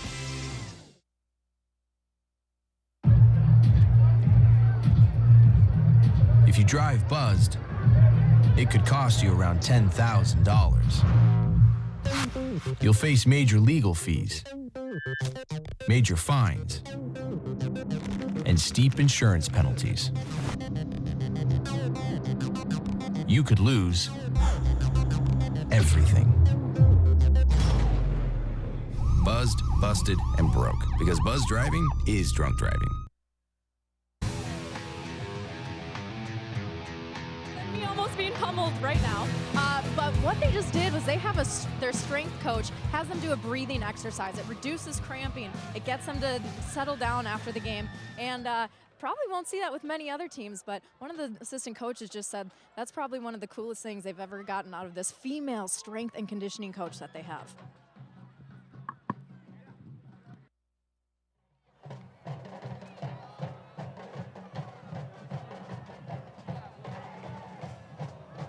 I tell you what, it did increase our focus. It's a good thing, you know. There so you go. Tonight, your homework is to watch this game again because it was such a good high school football game, go. and then do some breathing exercises. I think Hopkins is going to need some of those breathing exercises as well. You know, breathe in, breathe out, move on. I mean, they played their hearts out. They played a heck of a game, and that's where you want to just say, Kai, we did everything we could, and it just didn't happen. So, Allie, thank you for that report. Now she's joined by a couple of the players from the Totino Grace Eagles. A couple of the players, a couple of stud athletes is what I have here. Let's start with Lance Bennick. You guys were down 1 point. You had the option to go for 2 points. Coach pulls you in. He says, we're not going to give it to Kez. We're giving it to you. What are your thoughts when you hear that? The coach trusted me. He put the hand in my ball, or the ball in my hand, and I wasn't going to let him down. The game was on me. I'm good under pressure. I like pressure. I'm best under pressure, and he trusts me, and I thank him for that, and I just did what I had to do and got in. And give me your thoughts on that play. I mean, you almost ran me over in the end of the end zone there. Run us through that. It was supposed to be a pass, but coach said if you see it, run, and I saw it open, and I tucked it and ran it and gave it all I had and got in the end zone. This was a very close game tonight, probably a little closer than you guys are comfortable with. What was it that put you guys over the edge for the win? Well, Hopkins is a great team. They're a late conference team. They're used to these kind of games, and we prepared for it. We knew that it would have been close like this, and this preparation, our coach, we got the best coaches in the state. They prepare 7 days of the week. They're helping us. They do more preparation than we do, than any other coach in the staff in the state, and give it all to the coaches. It's all them. Well, thank you so much, Lance. Also, Lance just said that he is committing to ASU for football this year. Wrestling. I'm sorry, I said football. I meant wrestling. Good luck with that. Thank you. All right, now on the other side, we have just a dynamite Energizer bunny out there. Kez Flomo, probably the coolest name of anybody I've ever interviewed. Kez, right at the end there, you're able to stop Hopkins. You sacked the quarterback. Bring us through that play. Oh, it felt great. It felt great. I told the coach to put me in there because I knew if I was in there, I was just going to give it my all, and Rachel's my inspirational. So I was like, I have to do this for her, and I have to do this for my guy, C-Stuff, because he went down in an injury, and I was like, I just got to give it to them and give it my all for them. You guys really have dedicated this season to Rachel and really said she's the heart of the team. What is it like for her to be on the sidelines cheering you guys on the entire game in the chilly weather tonight? It's great. There's nothing like that. We love Rachel. She keeps us going. Her smile lights in our world up. And just having her on the sideline, we just want to give it all for her, you know? We just want to play for her. We want to win for her. We want to do everything for her. So that's our motivation. That's pretty amazing. I think it speaks volumes of your guys' football team. Hopkins' defense really put it to you guys to tonight. They kept the score close. What was it like for you being up against their defense the whole game? I love it. I love defense like that. It pushes you to give your all. It pushes you to just strive to get yards after yards, and I wasn't stopping. I love those guys. I'm friends with most of those guys, and it was great playing against them. Their defense was great. I give to their defense, but our offense is great. It's great. Running behind those big guys. So my offensive line, we're doing their thing, and I was just running behind them, and therefore we're successful towards the end. You guys are ranked as one of the best teams in the state. What was your favorite play of tonight that you were a part of? That last-minute drive with Lance scoring. I love that. I love seeing my teammates score. It motivates me to want to beat them next play. It makes me want to top that play, you know? So we're just like, we're influencing others, you know? We're motivating each other. So I just love today. It was great. Awesome. You guys are some well-coached kids. I think anybody would be happy to have you on their team. Congrats on this win tonight, you guys. Go celebrate. Thank you. Back to you guys. Really excellent job. Thank you very much. An enthusiastic bunch down there, and some very deserving seniors with the home victory here tonight. With that, Totino Grace wins this game tonight by 1 over Hopkins, and they go to 2-0 in the season. Next week, they will be going to Spring Lake Park for a very difficult challenge in a non-conference game. And for Hopkins, they hit the road big time as they head to Kingsford of Michigan to go play a tough team from Michigan. So there's your final here tonight. Totino Grace over Hopkins 28-27. Well, for Allie Arlt and Bill Hunstock, I'm Joe Moline. Thanks for watching tonight. And remember to do your breathing exercises.